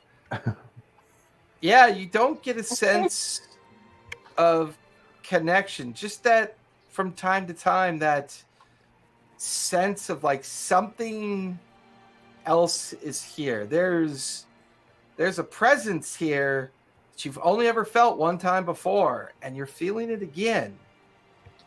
And you're not really sure what it is. I mean, what can I do? What can I do? Can I get a read on her while we're You can give me an insight check if you want, because she's being very purposeful in her. No, she's not being evasive. She's being, I would describe it that she's being distracted by a memory, by something that concerns her, and she can't quite put the two pieces together. With my bonus, it's a 19. 19? She's distracted. She seems to be thinking about something that has something to do with what's going on, but she just doesn't seem to remember what the occurrence was. But you pick up on the sense that this environment is having an effect on her. You just hard to know for sure. You're not going to start speaking in tongues again, are you? Who, me? Yeah. When we got in the mist that time, I don't know what you were saying. You were speaking in tongues. Like everybody else looked old or young or like babies. Spot was the cutest little baby cat you've ever seen. But you were speaking in tongues and you just like, oh yeah, and disappeared. And we're like, what are you talking about? And you keep looking at us and you keep saying, and we're like, I don't know what you're saying. And then you walk off again. And then finally we got next to the giant crystal thing. And then you started talking, common again. Was this in the session that I missed? Yeah, oh, okay. probably. I was going to say, any of that in my notes. I You were don't have speaking blah, in blah, blah tongues in my when we notes. were in the misty stuff. Okay. That was like the connection with the Feywild. Matron overhears you talk about, and Matrone goes, "Where were you exactly?" We were In the mists? Yeah, we have a map, a rough map of that area, right? Like we Yeah. had her map, but we had a map of the area, a rough map of the area, I think. But we were in the mist, the Misty Vale down Misty there. Vale, in the bottom of the caldera. Yeah, Well, we went to the why in Misty the world Vale. would you We go tried there? not to go. We didn't want to go there. Spot jumped on the back of a giant, like, weird stone dragony thing, and it flew into the Vale, and we had to go in after him. You had to go And in then after we got the in dragon, there. or you had to go in after Spot. In fairness, I had jumped off of, Yes, Drake you jumped alley. off of. I was trying to intercept Winter. It made more sense at the time. Oh, imagine that happens a lot to the five of you. It Either always way- makes more sense when it's happening. Either way, we went into the Mist Vale, and we actually got to the center of the Mist Vale. But while we were in the Mist Vale, we saw a bunch of weird shit, some naked gnomes walking around singing songs, a satyr that kept popping in with various degrees of elegant clothing on, and then we saw this great being underneath the giant stone with all the silver threads coming out of it, and he was standing there like holding it up like he was in pain and all this stuff. And he told us we needed to give the piece of stone that we got to the guy that lived in the hole down there, who, when we went down there, was a dragon and covered in mind leeches, and we got the leeches off of him. It was really cool. You missed out. You should have been here to see it. But when he turned not dragon anymore, he turned into a human-ish thing. I gave him the stone, and he disappeared. He said, "Where'd you get that?" And then, boop, he was gone. What exactly was the stone that you gave him? That's the part I'm missing. Oh, sorry, the rebirth stone. We got it when we broke the fight at the Obsidian Gate, when we sealed the gate. That's fascinating. Supposedly the Wild Mother popped out, and this flower opened up, and there was a stone there, and I touched it, and I saw the vision of the dragon guy in the hole, and yeah. Well, I know a little bit about a myth called the Shadow Keeper. I know that it's said that he guards over what's called a Plania Gate, but I don't know how that would be relevant here. And this being was holding up a great rock, and you were seeing all these visions of things. It wasn't a rock. It was oh shoot, what was the name of It's that? the creation heart, Yeah. right? Creation art. Well, Yes. that's just superstition. No, No, that's real. No, it was there. It was there. It was very big. Very, You very do big. realize, of course, that the caldera gives off a lot of volcanic gases. That sometimes, if you breathe it too much, makes you see things that you think you see.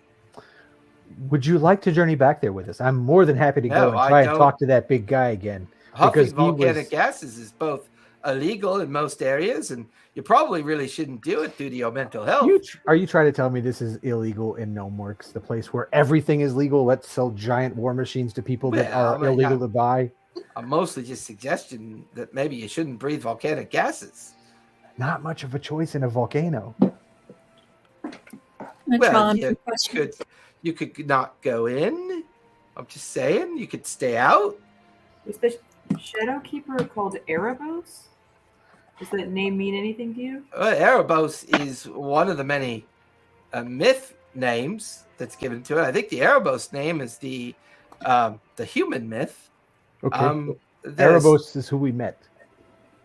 Oh, well, now you're just So joshing. Erebos- Look, come here. You did the thing where you read the plants. You want to read my mind?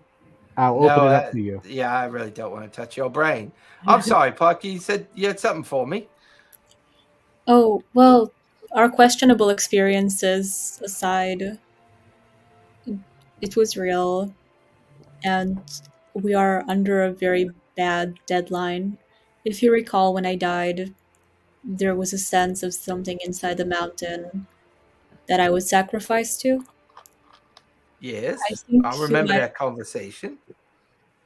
Have you sensed anything changing other than the explosion? It seems like it might be coming soon. So we really need to hurry and kind of unfuck the situation just a little bit. We Well, need I you. mean, I'm not really sure how I can help you other than I could take you all back with me. I mean, this kind of looks like a natural phenomenon to me. I mean, can I roll insight? Because this seems bizarre. Sure, yeah. I mean, you guys got to realize he's a druid in a jungle and he's comfortable there. He's not an extraordinary adventurer. He's just a druid mouse folk. We're not either. Was doing charity cases for the Underdwell. This is the equivalent of telling a very secluded tribal existence that the earth is round, that planes fly. I mean, what'd you get for your insight check? 27. Yeah, that's how you feel. It's like he's disconnected from your experiences. Okay. Come here. I'm going to pick him up and I'm going to fly up in the air and point off in the direction of the fire being. Right? I mean... You see that, right? Yeah, I can see a lot of flame on the horizon. That's not flame. That flame is moving. It's alive. That's because flames burn and move. No. That flame is alive. That flame hatched here, and that's what caused this. Nowhere else is there flame. Over there, outside of the boats, over there's flame. If you don't mind, can you put me down, please? Just put me down. You mean just let go? No, set me down would be preferential. If we're going to be literal, I'll start being literal. So I fly back down to the ground and set him down. Might be the first literal thing you've said for the last 20 minutes I've been here. Mm. No, I'm not casting it aside completely. I can't get a hold of Sibo. Nature here clearly destroyed by whatever happened. And I'm going to suggest that what you believe is what you believe. But what do you want to do next? Do you have a plan? Is there a thought process here that you have? Well, we thought. Go ahead.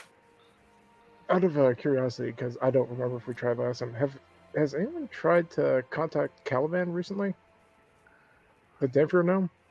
Like, she might be willing to, at the very least, listen to us or help us out. I can contact Caliban if we want to, but I think if she's alive, she's at Shadow Peaks or Lava Worm Reach. Okay. We need to go to Titan's Reach. I can remember if she was with Sibo or not. I think she's with Sibo. Well, I mean, Tia, is there something here we need to do, or can we leave? We're staying here. I think it might help if you stayed here, at least to help regrow the trees, because that's your thing, at least, right? But yeah, I think we're done with this guy. I'm not that kind of druid. Well, I'm not that kind of bard. No, that's not true. I could tell you are. Your likewise, buddy. Aside. Right. This is one of the first moments of levity Spots had, and it just kind of pins over the matron and just I flirted with him a lot. I don't think he's that kind of bard. That's a good opportunity for a break. I love that. Let's go ahead and take our 5-minute break, and when we come back, we'll do the second half. Oh my God, that was hysterical. Oh, D6 inspiration there, Spot. That was pretty good. That was pretty good. I like that. Come on, bud. Uh-oh.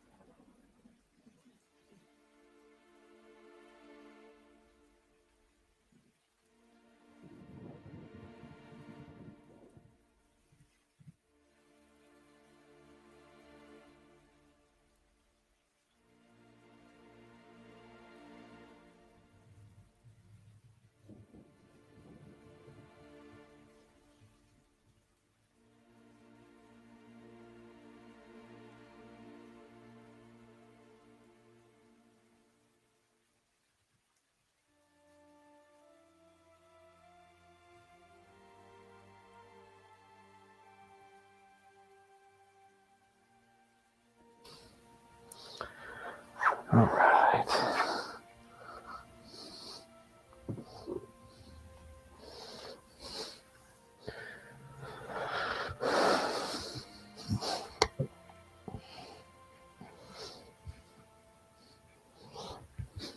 Oh, you're muted. Hey, once in a while it happens. Car registration in California is getting ridiculous. It's crazy in Ohio now. Well, since I've been here, so I have a hybrid and a plug-in electric, right? Yeah. And it costs us $700 a year for registration. What year is that car? Both of them are newer than 2015. One's 2015, one's 2017. Whatever happened to the days that as your car ages, the car registration is supposed to go down? Because they're hybrids. They're not. So like mine. So you're doing the earth a favor, and they charge you more for it. Gas tax. Yep, that's why. Wow, that's crazy. Mm-hmm.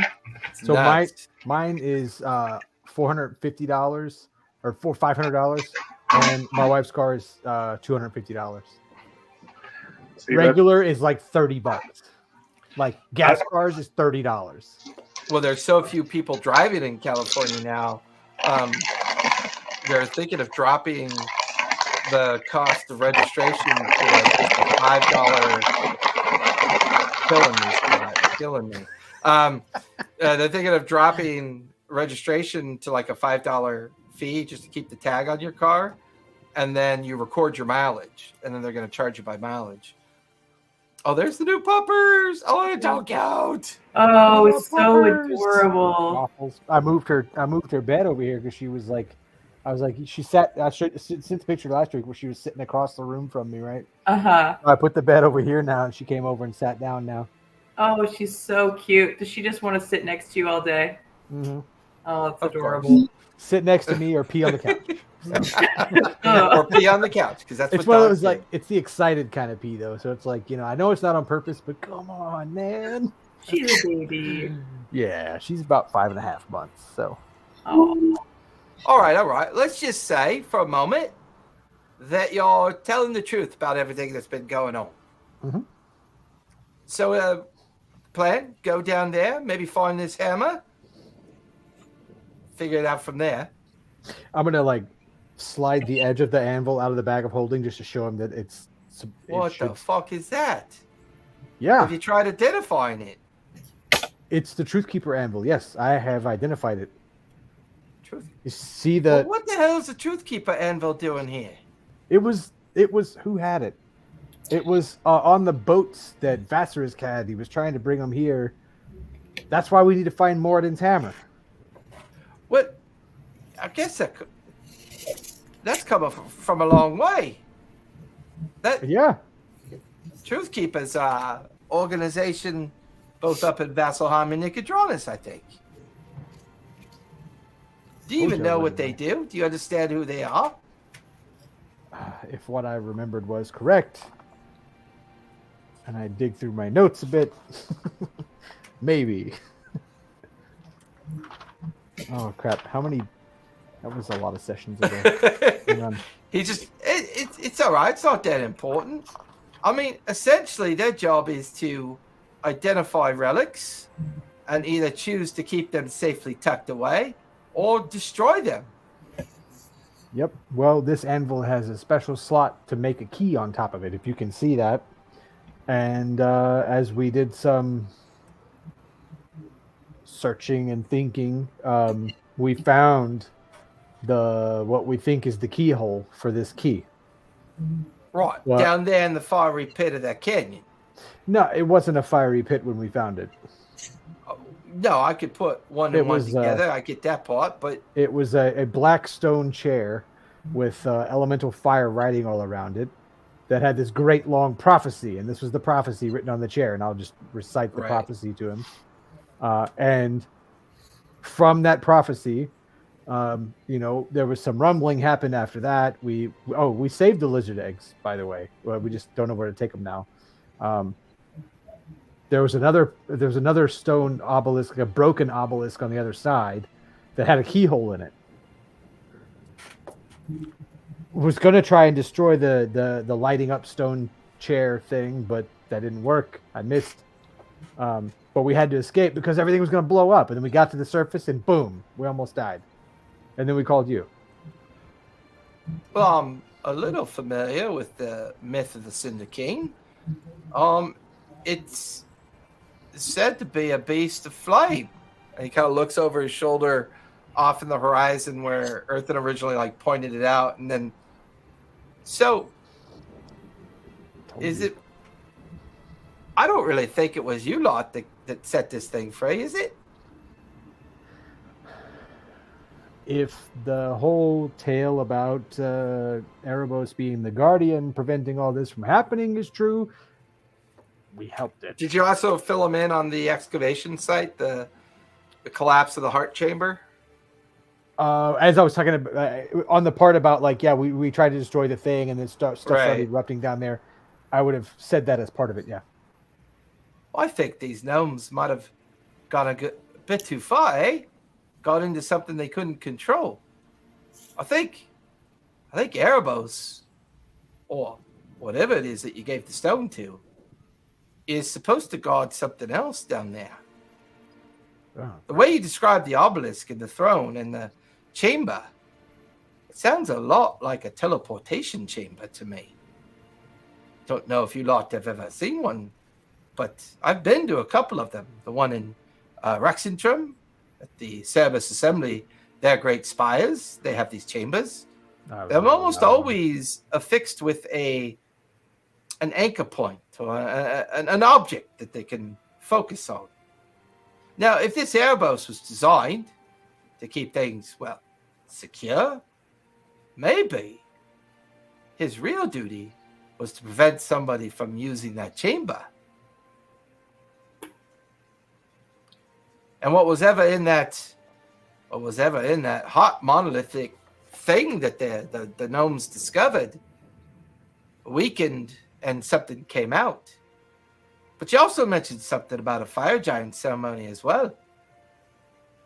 Yep.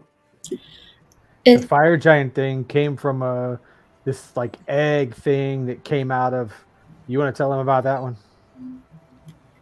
Oh, it was an elemental egg that was part of some kind of ritual by the fire giant elementals. Now, Wes told us that Korgoth neglected to tell us that we should have given the gem to the giants. I don't know why that would have been so obvious. And it seems like people in the Sawtooth clan might have been somehow manipulated or not themselves in some way. And I look to the lizard lady to kind of explain that more. Yeah, and she kind of just looks away like she's slightly embarrassed by it all. Not really believing that Korgoth would have been manipulated by one of the other simulacrum. And I'm not entirely sure, but I feel like we're really living the creation myth. See, that's what I said. I said that. You heard me say that, right? Yes, I'm agreeing with you. It's almost as if, it's almost as if somebody has intended on this thing getting out with the intent of remaking things. If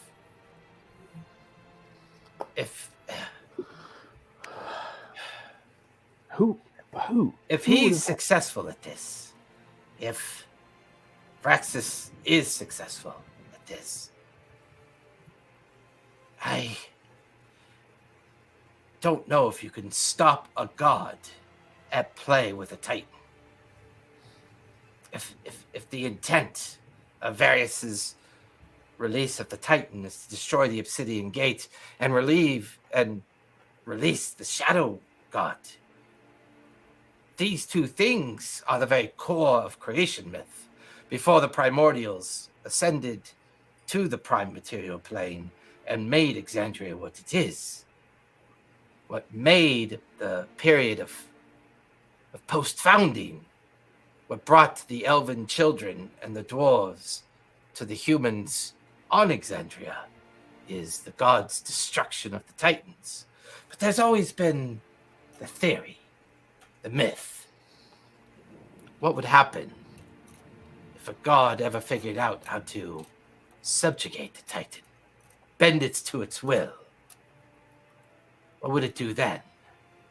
Could it remake the world as how it chooses to remake it? Why? I don't know. All I know is if the obsidian gates are destroyed, there's a good chance that this betrayer god could be released upon Exandria. Even vanishing within the mountain, the obsidian gates can still be destroyed? It's possible. They are hidden away by the magic of the sacrifice. But it is nothing more than a gateway of existence that is hidden by magic itself. If a Titan and a god of shadow are in the same place, same area, same focus,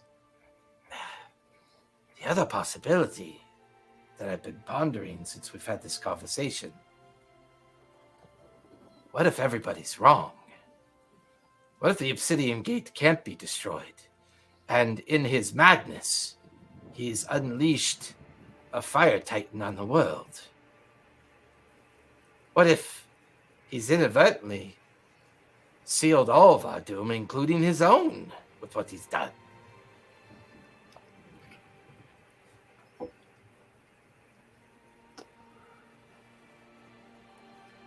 Matrone kind of looks at everybody. Well, I think conjecture's all fine and all, but I'm thinking we need to get down there somehow. Yeah, we need to get moving. I mean, you feel like going diggy spot? It's funny that I can't see that you're talking to tell you you're muted. There he goes. Now he's unmuted. Hey, I'll point out, no, Storyteller muted me, but no, I actually, it was being crunchy. yeah, I was unwrapping a bag there, but I had just walked out. My reception broke up. I couldn't hear most of what you said there, Ethan. Oh, I was asking if you're ready to go diggy again. I think so. You want to like hop on his back, Puck, and like ride him as he's doing that, or? I'll ride the usual cat for this one, but good plan B. So we know it's down there. We know it was in Titan's Reach. It's Thane's hot Reach. down there. Thane's Reach, sorry. Thane's Reach. You guys all have my trail mix, and also I'm gonna guess as a druid, Ancient's probably got pretty high animal handling skills. Just saying. Oh, you coming with us? Well, I mean, you piqued my interest. Good. I mean, if something from a very long time ago is down there from somewhere, and you say a mythical hammer might be down there, and you need to forge a key, well, I got to see this through. I'm glad you saw the truth. Well, truth as you see it, it's just perspective. I'm just offering my opportunity of perspective to see what I think is true or false. But yeah, I could help you. Actually, I could help you guys all get down there quite easily, really.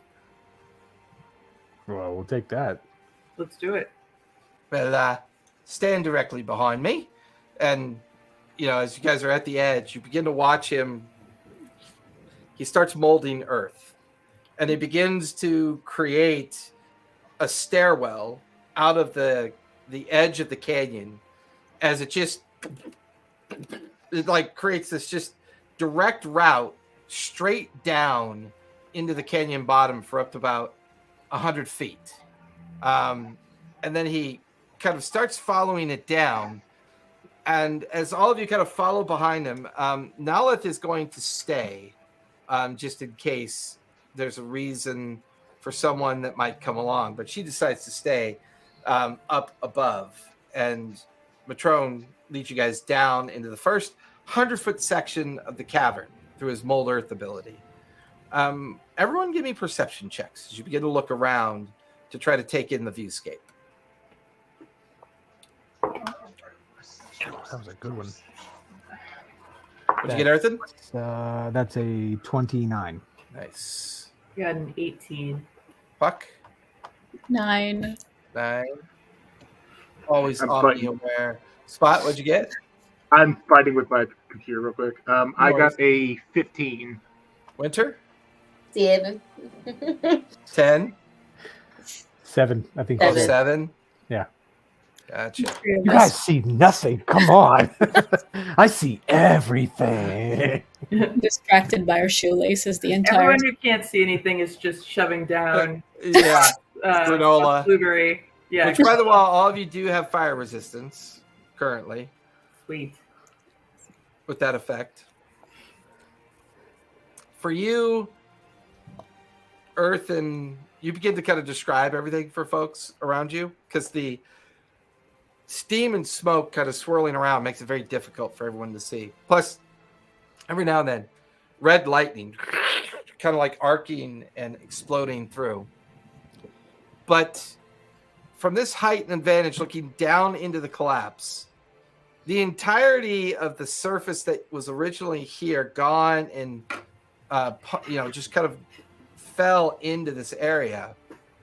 Strangely enough, you can see where you once were down below. And the reason why you could see it is you can see flame, the obelisk, and you can see the entire exposed chamber about 200 feet below you. And it looks intact, but the land and the surface and the canyons around it are utterly obliterated. So, Matrone, see that flaming chair? That's the flaming chair. I can see it, mate. I see it good. All right, hold on. And he starts, it's going to feel a little bit weird. He starts making columns of stone and creating connections of stone that gradually turn into like a stone series of stairs and ramps that over the next like 10 or 15 minutes, he slowly molds the earth and creates a landscape that allows all of you to get back towards that initial chamber.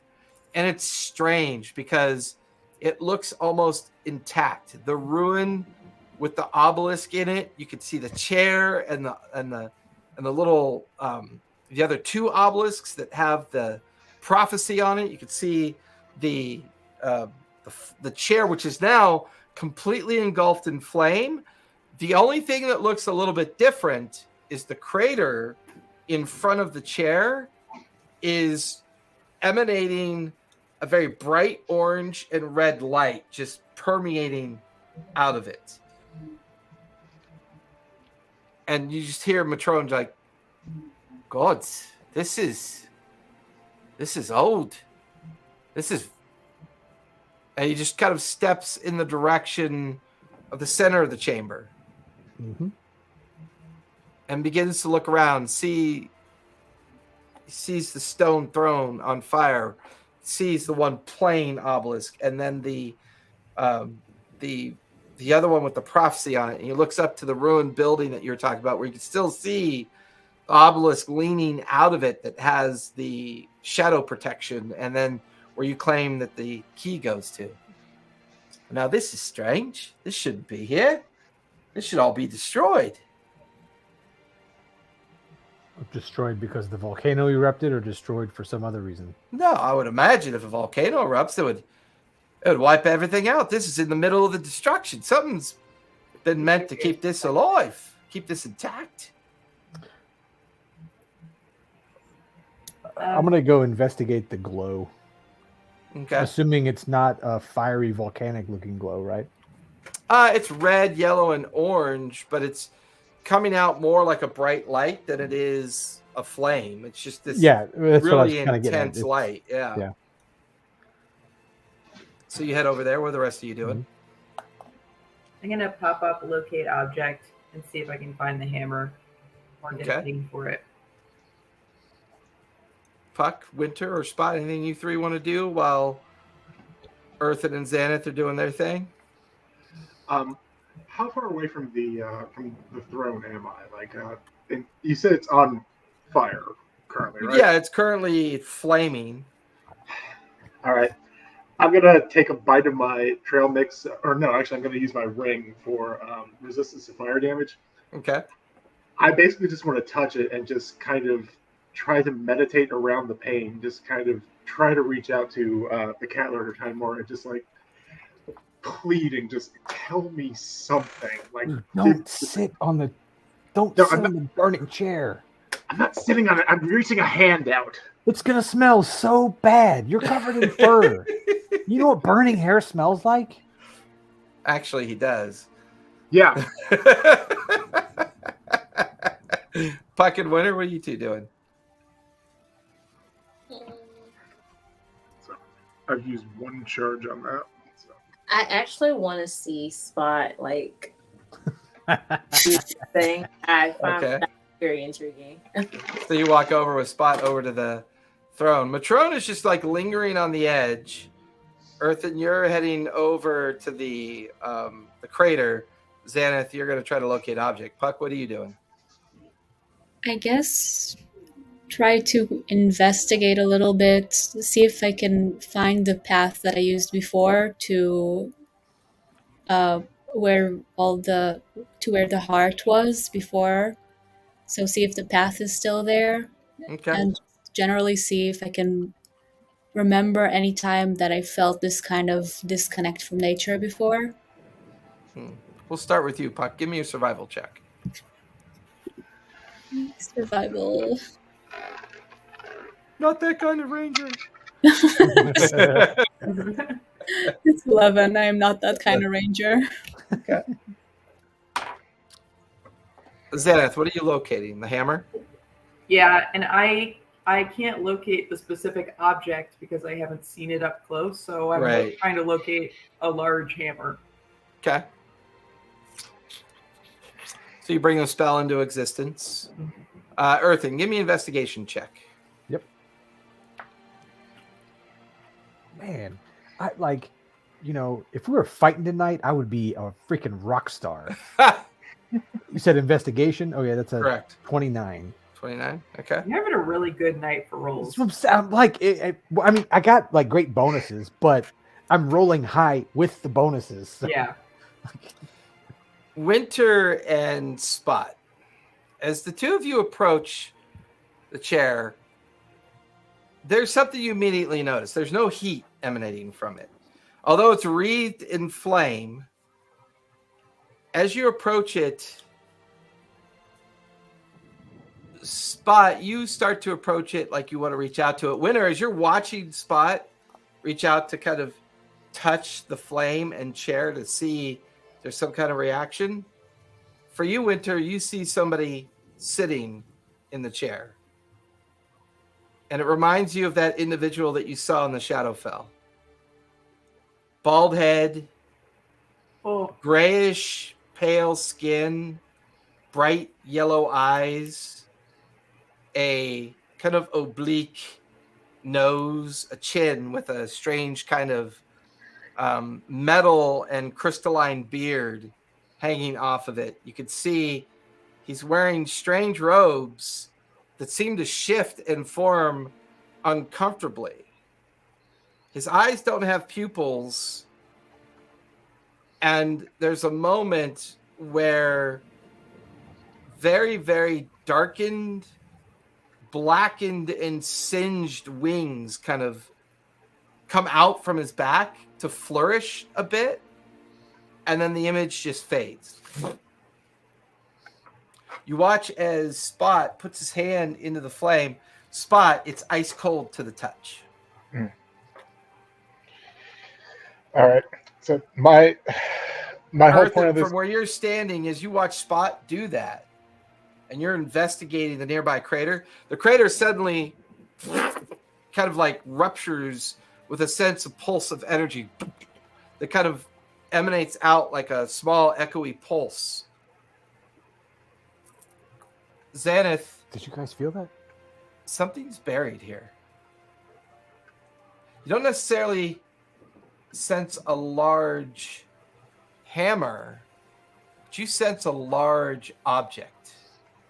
There's a burial here. And maybe it's homing in on that. Maybe something is buried here with the hammer. Matrone? Yeah? Do you still have enough energy? I can sense something buried over here. It might be the hammer. Do you have energy to dig? Well, I can try to mold it. And it's like as you stand, you realize that you're in between the two obelisks on either side of the throne. Earth, and as you stare at the crater and it's now pulsing, you watch his spot kind of inadvertently pulls his hand away from the ice cold flame. And as he does that, the crater kind of settles back down to like a normal light of pulse. Do I notice that, or am I just kind of focused on? Yeah, you focus on being cold, but you instinctively pull back because it's so cold it almost burns. And you look past where Winter's standing alongside you, and back over at Earthen, who is. I hate this wire. Let me fix it. Did you guys not? Did you feel the energy from that? Yeah, that was just a little shake. That was kind of weird. Yep. You said something. Did you tell Matron something's buried here? I just tried to search for the hammer. I'm feeling something buried under the ground between the two obelisks. Maybe the hammer is there, but maybe something else is there too. And you watch as isn't there supposed to be a dead god buried here, or the betrayer god? You watch as Matrone comes over and he starts molding the earth in between the two obelisks. And as he molds it 10 feet wide by 20 foot long, all of you are staring down at an exposed sarcophagus. And there's a relief, an image on top of the sarcophagus. It is a bald figure with big eyes, a strange-looking beard, robes, and wings as an effigy on top of the sarcophagus. But stone. It looks like a stone structure. Winter, do you tell us that looks like the person you saw sitting on the throne? Yes. You saw somebody sitting on the throne? Yeah. I just like before I touched it, or I wouldn't say. Yeah, it was definitely before Spot touched it, right? Because when he touched it, because as soon as he touched it, the image faded. It faded away. Yeah. Is this the shadow creature? This is the thing that we're trying not to release? Definitely doesn't feel like that. You definitely all feel like Erebos was the one that the stone was given to. This feels different. Can I investigate the sarcophagus and see if I can glean anything off of like the relief that's on the top? Anything more than just what the person looks like? If there's maybe writing or something on there. Can I make a religion check? Could be, you could do religion if you want, Xanath, and then Earthen, you can give me history or religion. It's worst roll of the night so far. all right. That's I will go religion because my history is not that great. Wait, no, you said history or religion, right? It's better. Sorry, that's a 14. Okay, Xanath. I got a 25. Okay.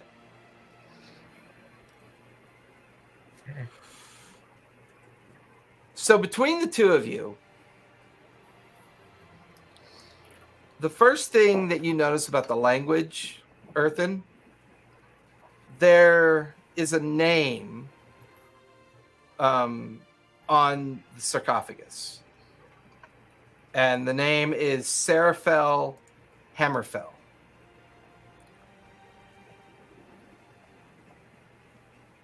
And for you, Xanath, everything about this sarcophagus is celestial.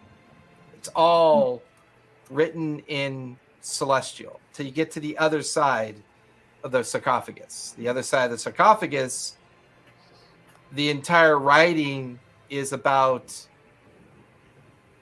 a curse regarding a fallen Azimir.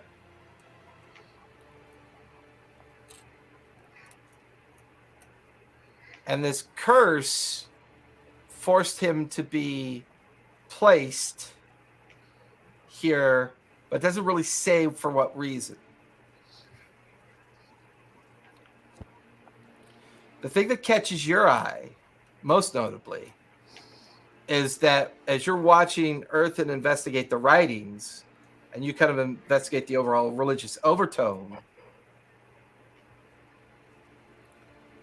there is on the headstone portion of the sarcophagus, the first one to bring the light and the first one to show us the dark.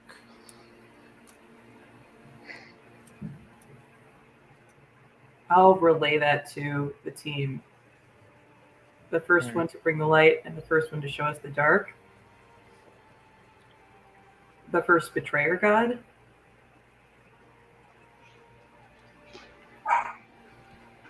Am I there? Yeah. You're walking back from where you couldn't find any evidence of the old tunnel. The edge of the surviving plateau that you're on there's no sign of that entire landscape that was there before. It's all collapsed in on itself. But what you did see was clearly something large, gargantuan would be the comparable size, had strewn through that part of the landscape until it came up and out of the canyon, because you can see these intense scorched and burn and like destroyed trails of something very large leaving that area. You get the feeling that might have been the origin of the fire type. Well, the goblin, when I spoke to him and a while back talked about something relating to light and dark. Mannheim did too. I don't know if it's related to this, but a few people who seem to have lost their minds in these caves have spoken of light and darkness. This is written in Celestial on one side, and on the other side it describes a curse of a fallen Azimir, a fallen angel. You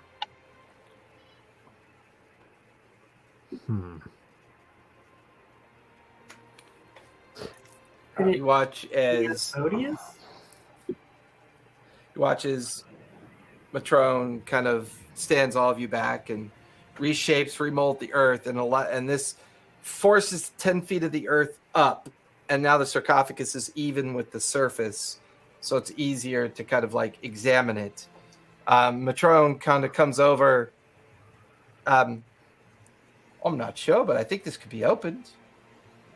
No. Well, I just kind of head over there. It's like, oh, wouldn't this be the most likely place to find that hammer? There is Wasn't it? The sarcophagus. This is a fallen angel. This is not like a good guy. I don't think. Right, but to Spot's point, I mean, what if the hammer's inside here? What if Erebus's purpose was not to guard what the fire titan? Nothing could guard against that once it's let loose. The question is, once it's out, how do you put it back? And you notice the Patron walks over to the crater over by Earthen. This feels like a teleportation device, a projection of sorts. The power that this Titan is being projected from here. So we need to close the hole. I think so. And the way we close the hole that needs to be sealed. Crap, we have to open it more to shut it. This sucks. This feels like we're being manipulated. It feels like we're being tricked. I do not want to open this thing. Oh, come on. You guys are all about the gods and you're talking about being manipulated. What do those things do anyway? Come on. If we're going to walk into being manipulated by celestial beings, we got to go all the way with it, right? I get this feeling that Earthen's going to become a flat earther. Okay, not to break immersion too much. Worth 10. Not to break immersion too much, but when you were talking about like showing Matron this, like, you know, it's like introducing him to the fact that, you know, the world is spherical. I was like, oh man, you lost at least one sub. It's 2023, man. Someone's watching this that's not happy.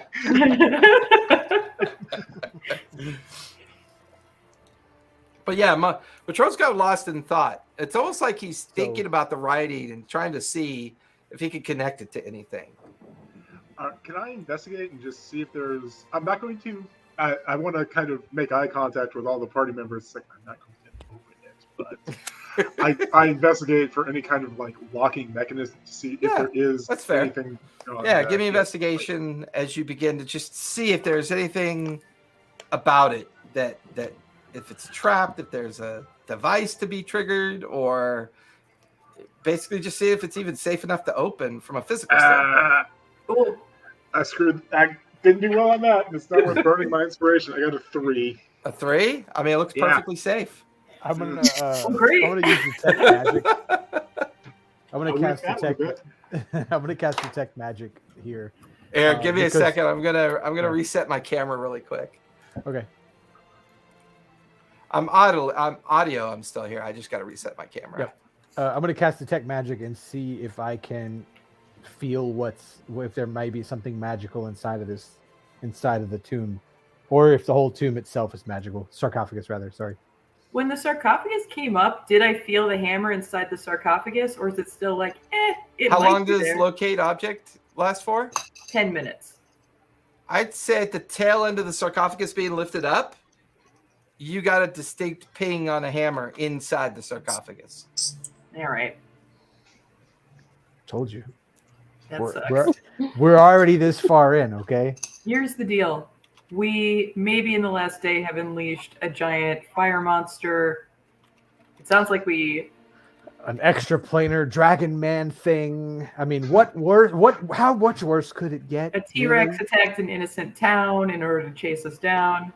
That was before we did any of this. Come on now. We didn't do anything bad. This is way higher level than any of that. If we release a betrayer god, that's the end. That's the end of the world. Well, we have a good guy god that's our friend, right? I think if he's strong enough to create a situation like this, if he's strong enough to like unleash this Titan in the first place, like then the Titan is probably weaker than him and less of a problem than he would be. You all are assuming if he's dead. Winter saw him on the throne. Winter saw him sitting on the throne. It was creepy. It's creepy as fuck. So the picture on the sarcophagus also, he has a metal-looking beard, not just a regular. Okay, all right. It's like a metal and crystalline beard structure. No other hair. Completely bald. Described him as having bright yellow eyes. And wings. Well, the effigy of the wings on the sarcophagus are a stone relief of intact wings. Winter describes an image of wings that are charred and burnt and like dark in nature. Does he have skin? She would have described him as kind of like a gray pallor, like a gray silver kind of skin color. Okay. Is Hammerfell a dwarven name? Good point. You get the feeling that Serafell, Hammerfell might be two names. Hammerfell sounds like a surname to a dwarven lineage. Serafell sounds celestial. Yeah. The two combined seem a little suspicious. I'll give you that one as a freebie.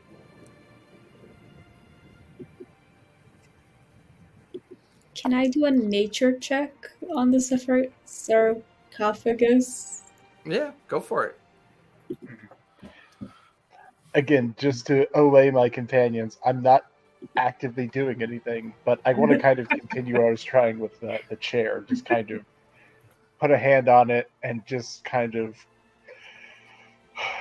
try to focus, try to meditate, and reach out and see if the cat lord said I would know when the when something was to happen. I'm just kind of like, is this it? Is this what I've been waiting for? And just kind of clear my mind and see if I receive an answer from him or from Are you touching the chair again, or are you actually? No, I'm touching the sarcophagus. Touching the sarcophagus. Okay. Yeah. What'd you get, Puck? Oh, I got a 20.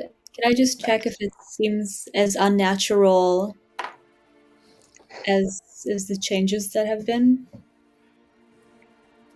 It's interesting. As you watch Spot just kind of gently lay his hand on the edge of the sarcophagus, it's the light and shadow on the sarcophagus seems strange. This sarcophagus, while made of stone, you begin to realize none of the stone here matches the stone in the sarcophagus. This was made somewhere else and brought here.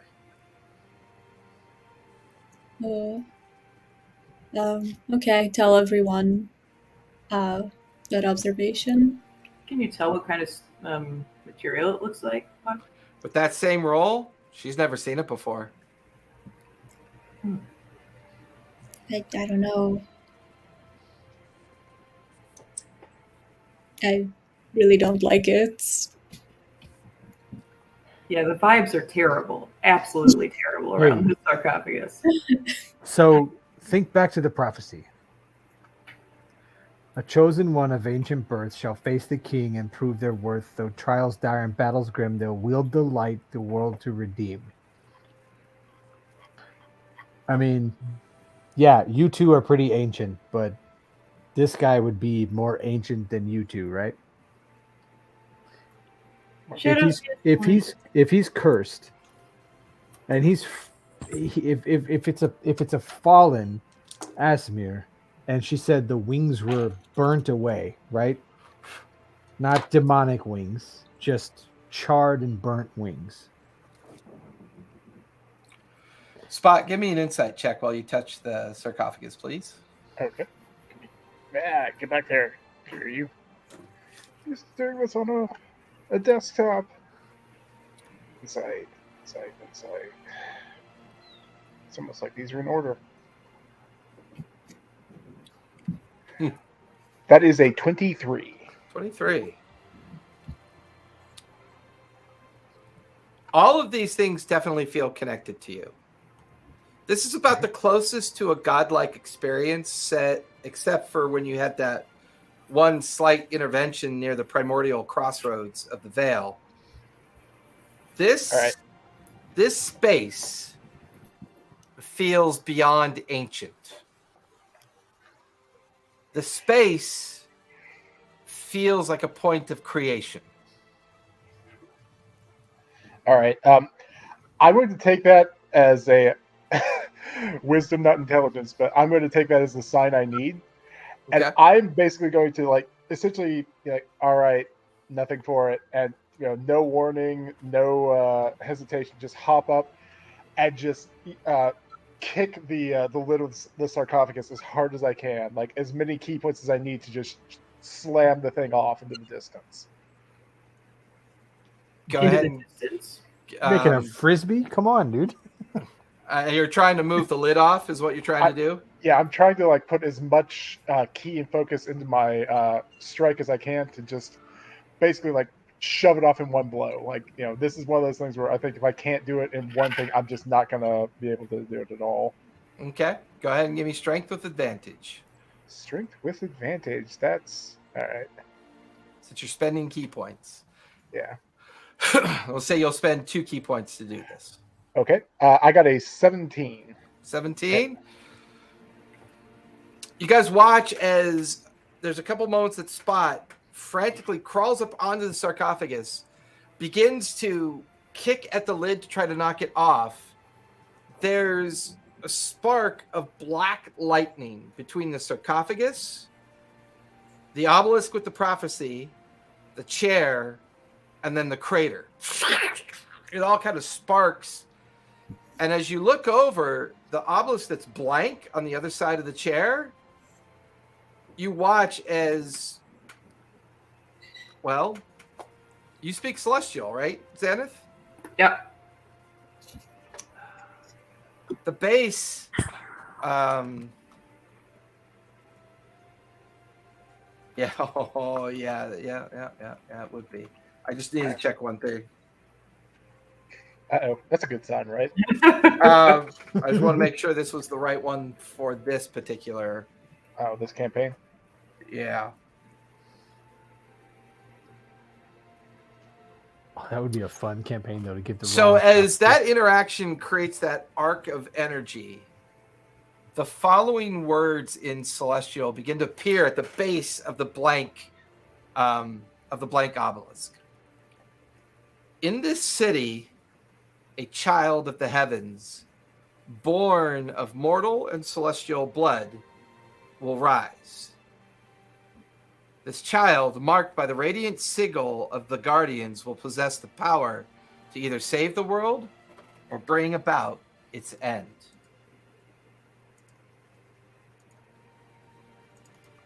And I put that first reading that's beginning to form in Celestial on the base of the obelisk.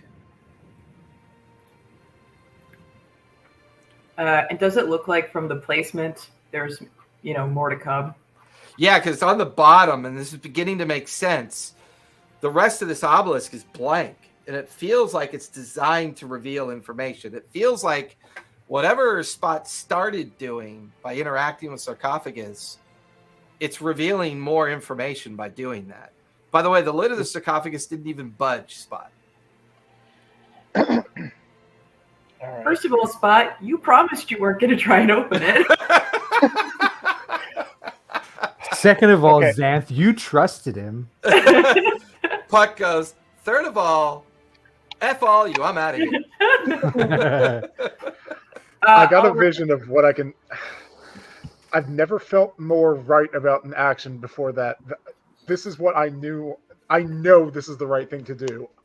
I'm not a strong creature, at least not physically. I couldn't do it, but we have to do this. And you guys saw that. Well, if you're talking strength, I mean, I'm not helping you. I would only hinder you at this point. I mean, I'll encourage you. I'll sit in the chair and play a song. I walk over and sit on the flaming chair with my viol out. All right. You're touching the chair? I'm sitting in the chair. All of you have a death wish. This is like a... We all made the decision to go back into a thing that a giant fire monster walked out of, okay? We already signed that death warrant a long time ago. Okay, Puck is just gonna be frustrated and kick some rocks. Earthen goes over and sits in the chair. It is ice cold to the touch. You didn't say it was cold. You didn't ask. I just assumed you burned yourself. Earthen, give me a Constitution save, please. Okay. I'll take that. Wasn't terrible. That's a 15. 15? Yeah. All of you watch as Earthen's form change. And now sitting in the chair is the effigy on top of the sarcophagus. And you watch as they stand up. Oh, no. And in their combined hands, both hands held together, is a hammer. You watch as the transformed version of Earthen, when it steps away from the throne, they come over and they step and stop in front of all of you. And in a strange kind of disembodied voice, you hear him almost like his mouth doesn't even really move. When the world was young, we traveled and we looked for places to rest our thoughts. Our way of discovery wasn't always something that could be understood. I am the first of my kind. I am Hammerfell. I am Seraphel. I am the maker of Titans. And then you just watch as the form that Earthen takes sheds. And now it's just Earthen standing there going, why am I back over here? All right, I want to just kind of... Is the That hammer has done nothing but convince Yeah, it was me just that... an image or a possession-like situation that just took place. Nothing in my hands though. Nope. Dang. All right, that has done absolutely nothing but convince me that what I was doing is The absolutely throne is the no right longer case. wreathed in flame. You look over to see another celestial pattern of writing. The first of great artisans, I wield my will. Flame, wind, earth, water. I am the maker of Titans. I am the master of Titans. They will do my bidding.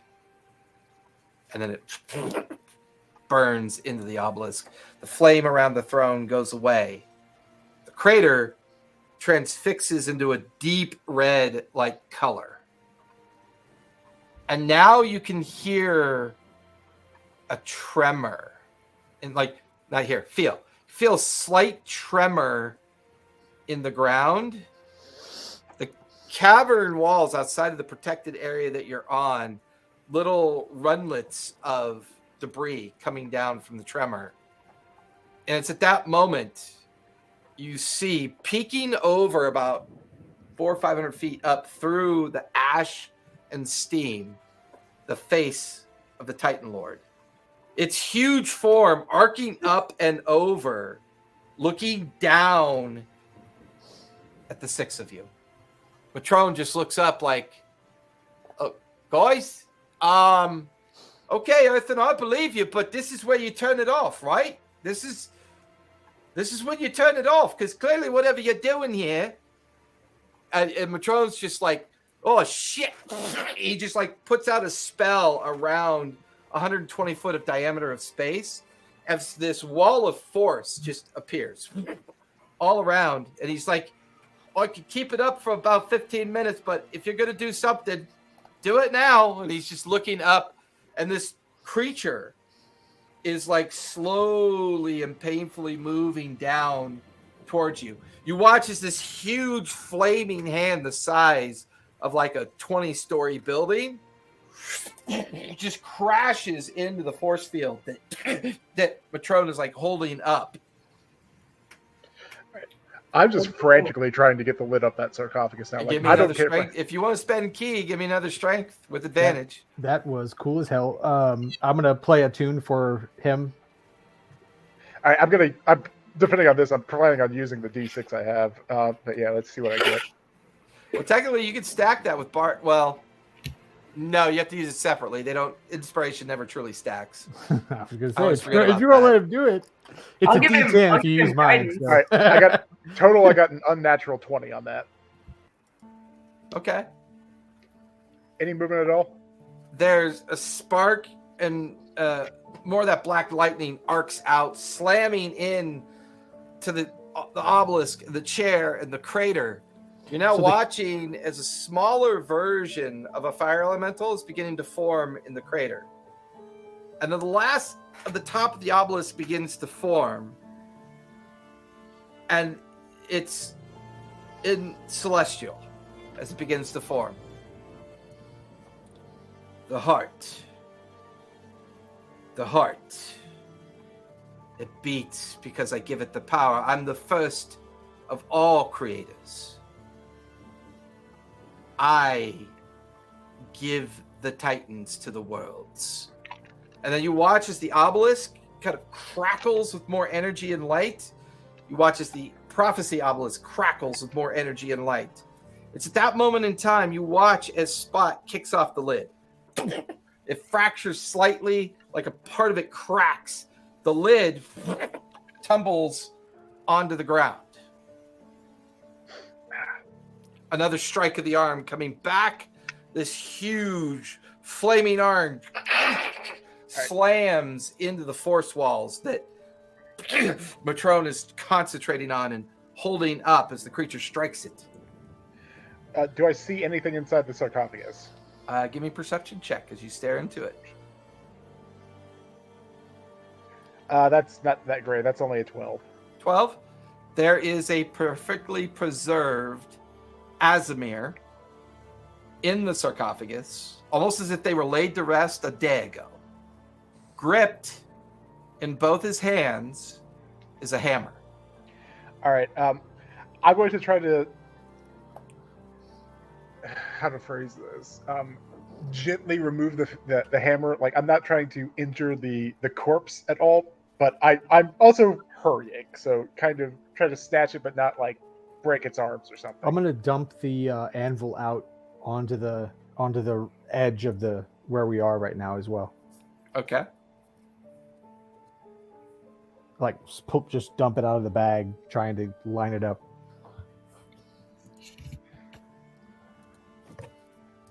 Everything around you gets a little bit quieter. There's a moment where the area outside of the force field that Matrona's thrown up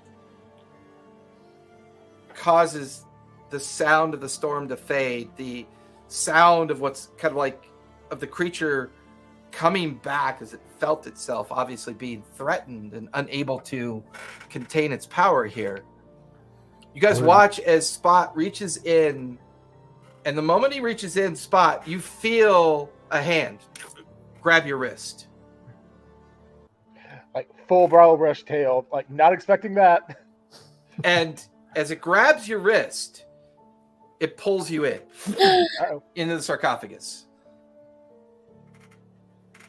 Go ahead and give me a wisdom save, please. Okay, wisdom save. I'm a wise kitty, so let's see what we got. Wisdom save. A wise kitty who just tried to take a hammer off a corpse. Oh, that's not great. That's a 7. A 7. You watch as the Azimir begins to pull himself out of the sarcophagus. There's no sign of Spot anywhere. It takes the hammer in both hands and kind of pulls itself out of the edge of the sarcophagus and lands on the ground. You speak Celestial. Talk to it. It's looking around with this kind of strange, empty look on its face. You're mute. Oh! No! Disadvantage for mute. Hammer, go. We need your help. Give us the hammer. We need to forge the key. You speak my tongue. Who are you to speak to a maker of the first of kind? Why do you deserve the hammer? And he just sits there staring at you, almost like he could just look right through you. I'm just an instrument, but I'm trying to save the world. The Titan has been unleashed. We need to reseal it. We need your help. Creature stares at you, looks around. There's a hint. There's a bare moment that as it's trying to continue to force itself to stay within Spot, a tail appears behind it, and then he kind of wheels it back away and looks up at the Titan. Ah, my greatest creation. Yeah. The first of them all. The Lord of the Fire Plane. He was such a wonder. Why is it summoned? Looks around, sees Matrone kind of holding it back. This is not creation.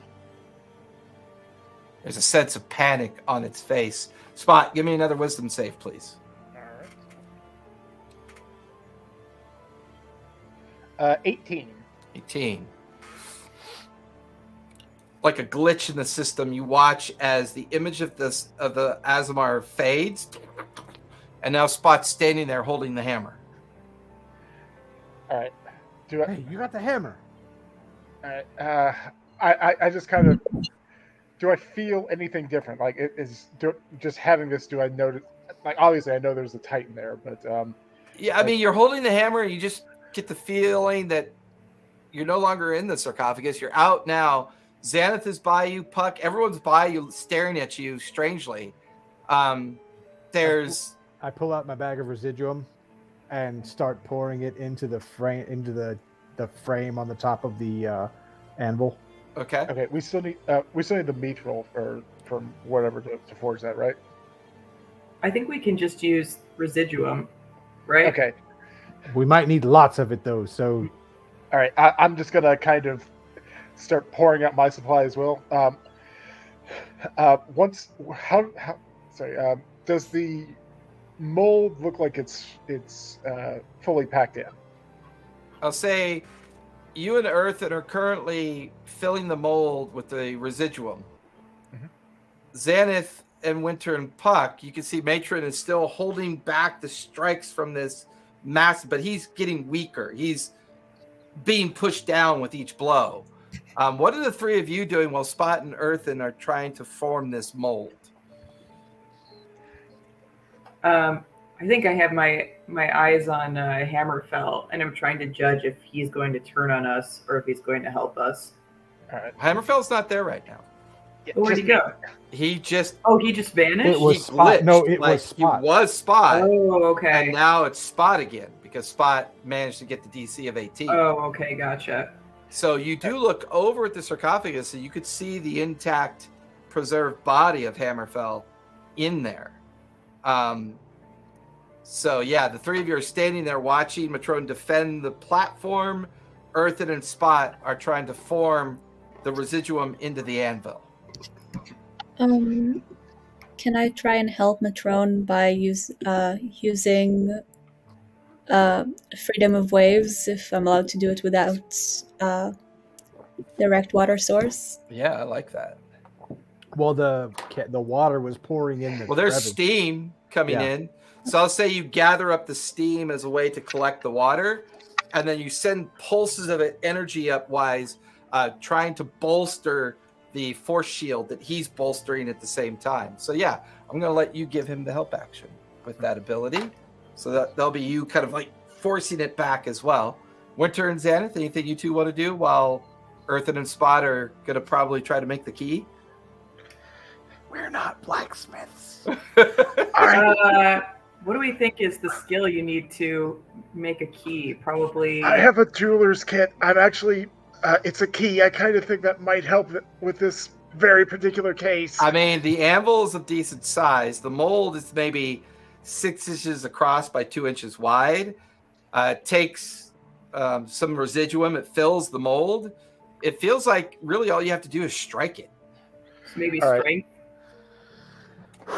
Which I'll give enhance ability to both you guys for strength.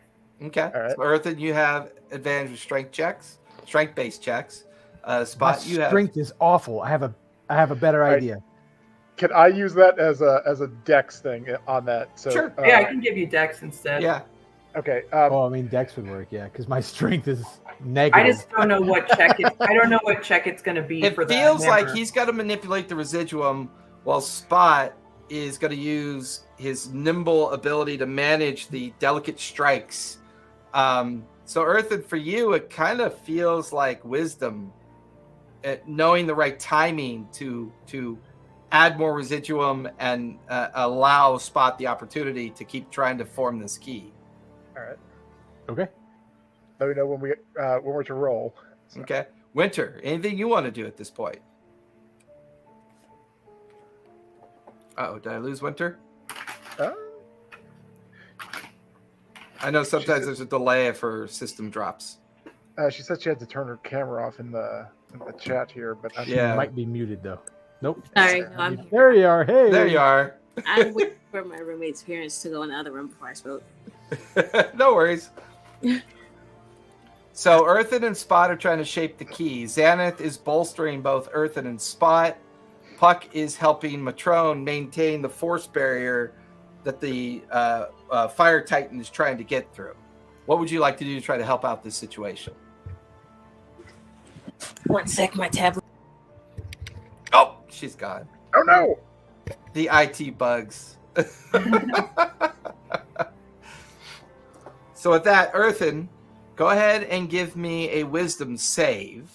Spot, go ahead and give me a strength or a dex check for starters. Okay. With advantage. All right.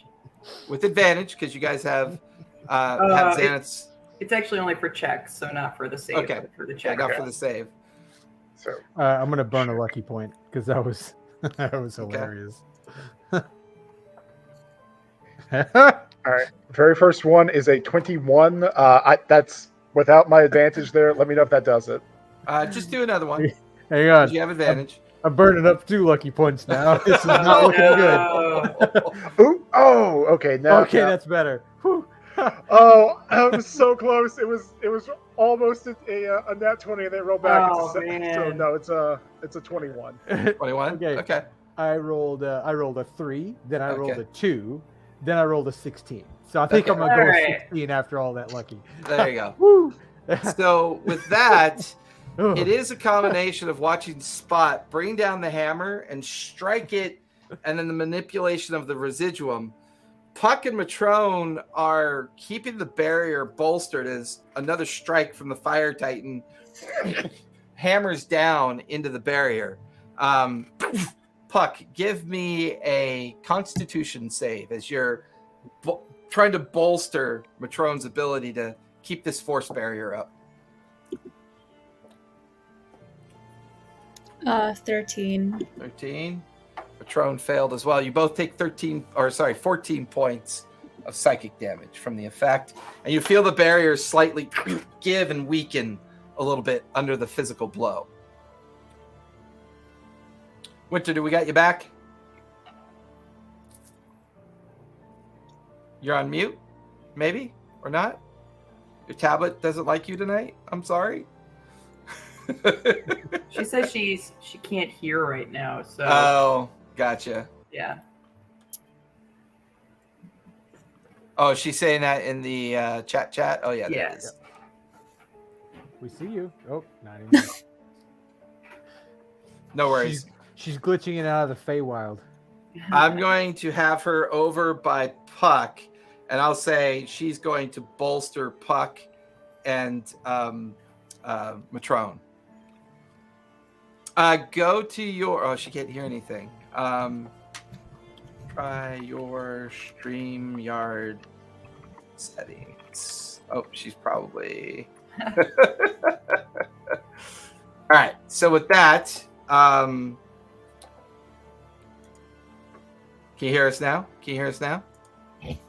Check 1, 2. Test. Of course, if she's talking, we can't hear her either. So, Earthen and Spot are trying to make the key. Puck and Matrone are trying to bolster the barrier. And I'll just assume, for sake, Winter's over there as well, as she's trying to bolster and help the other two as well. Xanath, you've already kind of done your thing, but is there anything else you want to do? Because you get the sense this is something, they're creating something that's probably going to weaken the Fire Titan and maybe give you an opportunity to capture it. It doesn't feel like this is going to destroy it. This feels like the final step of a plan. Okay. And I'll say that mostly from your constant religious checks and things that are going on and your kind of like religious understanding of this strange like ceremony. So we think that we're going to maybe be able to weaken the Fire Titan enough to capture it if we do this successfully. Kind of what it feels like, yeah. I guess I'm looking around trying to understand what's going to happen with this teleportation circle. That's the piece that I still don't understand. Okay. Give me investigation as you Okay. examine that. All right.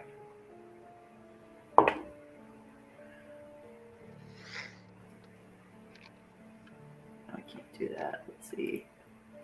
That is a 9. 9. The crater is a swirling mass of fire and energy. And there's a gradual kind of like illumination of a fire elemental gradually showing up in place. And as it's rising to the surface, you get the feeling that all of this is connected, and it's a matter of timing. If that key is designed for something. And then you kind of look over your shoulder over at the obelisk that's over in the ruin. Mm-hmm. And that's when you figure it out. The key goes there, yes. But once it goes there, you get the feeling that it brings the Fire Titan back into this crater. And then it's ready to be banished or sealed from you get the feeling that you're looking at a portal directly into the elemental fire plane is what you're looking at. Mm. This thing that you guys are dealing with is the first of the Titans. The person buried here is the creator of the first of the Titans. The hammer, the residuum, the key, point of creation, the primordial crossroads. This is an opportunity to seal this thing away, but it feels dangerous. It feels difficult. Mm-hmm. It feels like you guys are on the edge of maybe having to make a decision when all this comes together. Your religious background is telling you that nothing is ever done without a sacrifice. Right. Earthen and Spot, give me... So Earthen, give me... let's see, you were boosted Wisdom. how? Wisdom. So go ahead and give me a wisdom check with advantage. Spot, go ahead and give me a strength check with advantage. Dex check with advantage. That's what we're doing. Yeah, he was doing Dex. Yeah, Dex for Spot, wisdom for Earthen. It's a dirty 20. I'm back to good rolls again. All right, it's good. Better than a 3 and a 2. I was going to get my fingers smashed by a giant magical hammer. I'd rather not. Spot, what'd you get? Just a 13, not great. 13? You have inspiration, don't you? No, because I used it for God, one of the other things there. Unless you gave me inspiration with your You can vial. go ahead and Yeah, give him I a gave you bardic. inspiration. Yeah. Okay, so what was the... I already ticked it off. I thut you already used it. I did not. I is used it a the D10 or a D6. D12? D10, yeah, D10. D10. D10. Where are you? Okay, a sec. That's the only thing selected. Ooh, okay. So that makes it a 22. 22. Much Next better. best roll you could have on a D10, right? On that second series of strikes, there's an explosion of energy out from the anvil. And now lying on the flat of the anvil is a small gold and glass key that is like pulsing with a bit of energy and light within the metal structure and glass structure of the key. All right. Hey, Earthen, how fast can you fly? Like just out of... Run speed, but I can Okay, well, fly what is your run speed? 30 feet, I think. Okay. Yeah. I'm going to assume that I would know that as Spot. I'm just going to kind of look at you. Have I noticed the... well, I can't really read Celestial. I'm just going to kind of look Earthen in the eye, look down, grab the key, and just run up to the to where the keyhole is. Were you there? I don't think you were there when we found the key. Were you? But The keyhole. Yeah. I mean, Keyhole, Zenith is more than welcome to yell it out once she sees the key get formed. The keyhole's over there. I thought we found it last session when we were kind of going through. Yeah, stuff. I think we knew. Yeah, I think we Were knew you that. with us? Or I Yeah, I thought was you were with down. us. Okay, I thought you were Puck down was with, the one that went Puck down and the them. tunnel Yeah. I was, first. And then Yeah. after you guys discovered the keyhole on the collapsed obelisk, Got it. Yep. Okay. okay. I feel bad Right. for Winter. I'll summarize the He's end of this here. for her in Discord on tomorrow morning when I do all my summary work. Yeah, I've scooped it up and I'm just dashing, like mad dash for the keyhole. Oh, she... So with that, the moment the key is formed, the barrier around the platform collapses as Puck and Matrone are kind of, and Winter are kind of thrown to the ground as the energy kind of recoils the massive arm back and away, and the barrier fractures and fades. You guys watch as Spot grabs the key off the anvil and begins to sprint across and over towards the obelisk that's leaning out of the ruins. He jumps up. He's fast kitty, so he jumps up there, and just as he slams the key into the keyhole and then twists, you watch as the obelisk begins to glow with like a blackened light that arcs up and strikes the massive fire titan, and the fire titan is pulled down into the crater. As it's pulled into the crater, it's coiling around in the crater, and that's where we're going to finish tonight, so that when we come back next week, you guys will have to take on a fire elemental. Some of you got to fight it, while the rest of you try to get rid of it at the same time. And I hope I'll summarize that last bit of section for Winter, and I'll post that in Discord so she gets it. Is everybody good for next week? Yeah, should be fine. Can you hear me? Yay! We can hear you. I have no idea what happened. My phone died. No, my tablet died. So I used my phone, and then as soon as I logged on, I heard nothing. That's right. I'll put the summary in Discord. Are you good for next Sunday, Winter? I'm good for next Sunday. Perfect. All right, everyone. Thanks for coming out. You guys go ahead and linger for a moment. Everyone else, thanks for coming out. Be safe, be kind, and don't forget to play a game. And we'll see you next Sunday. Good night, everybody.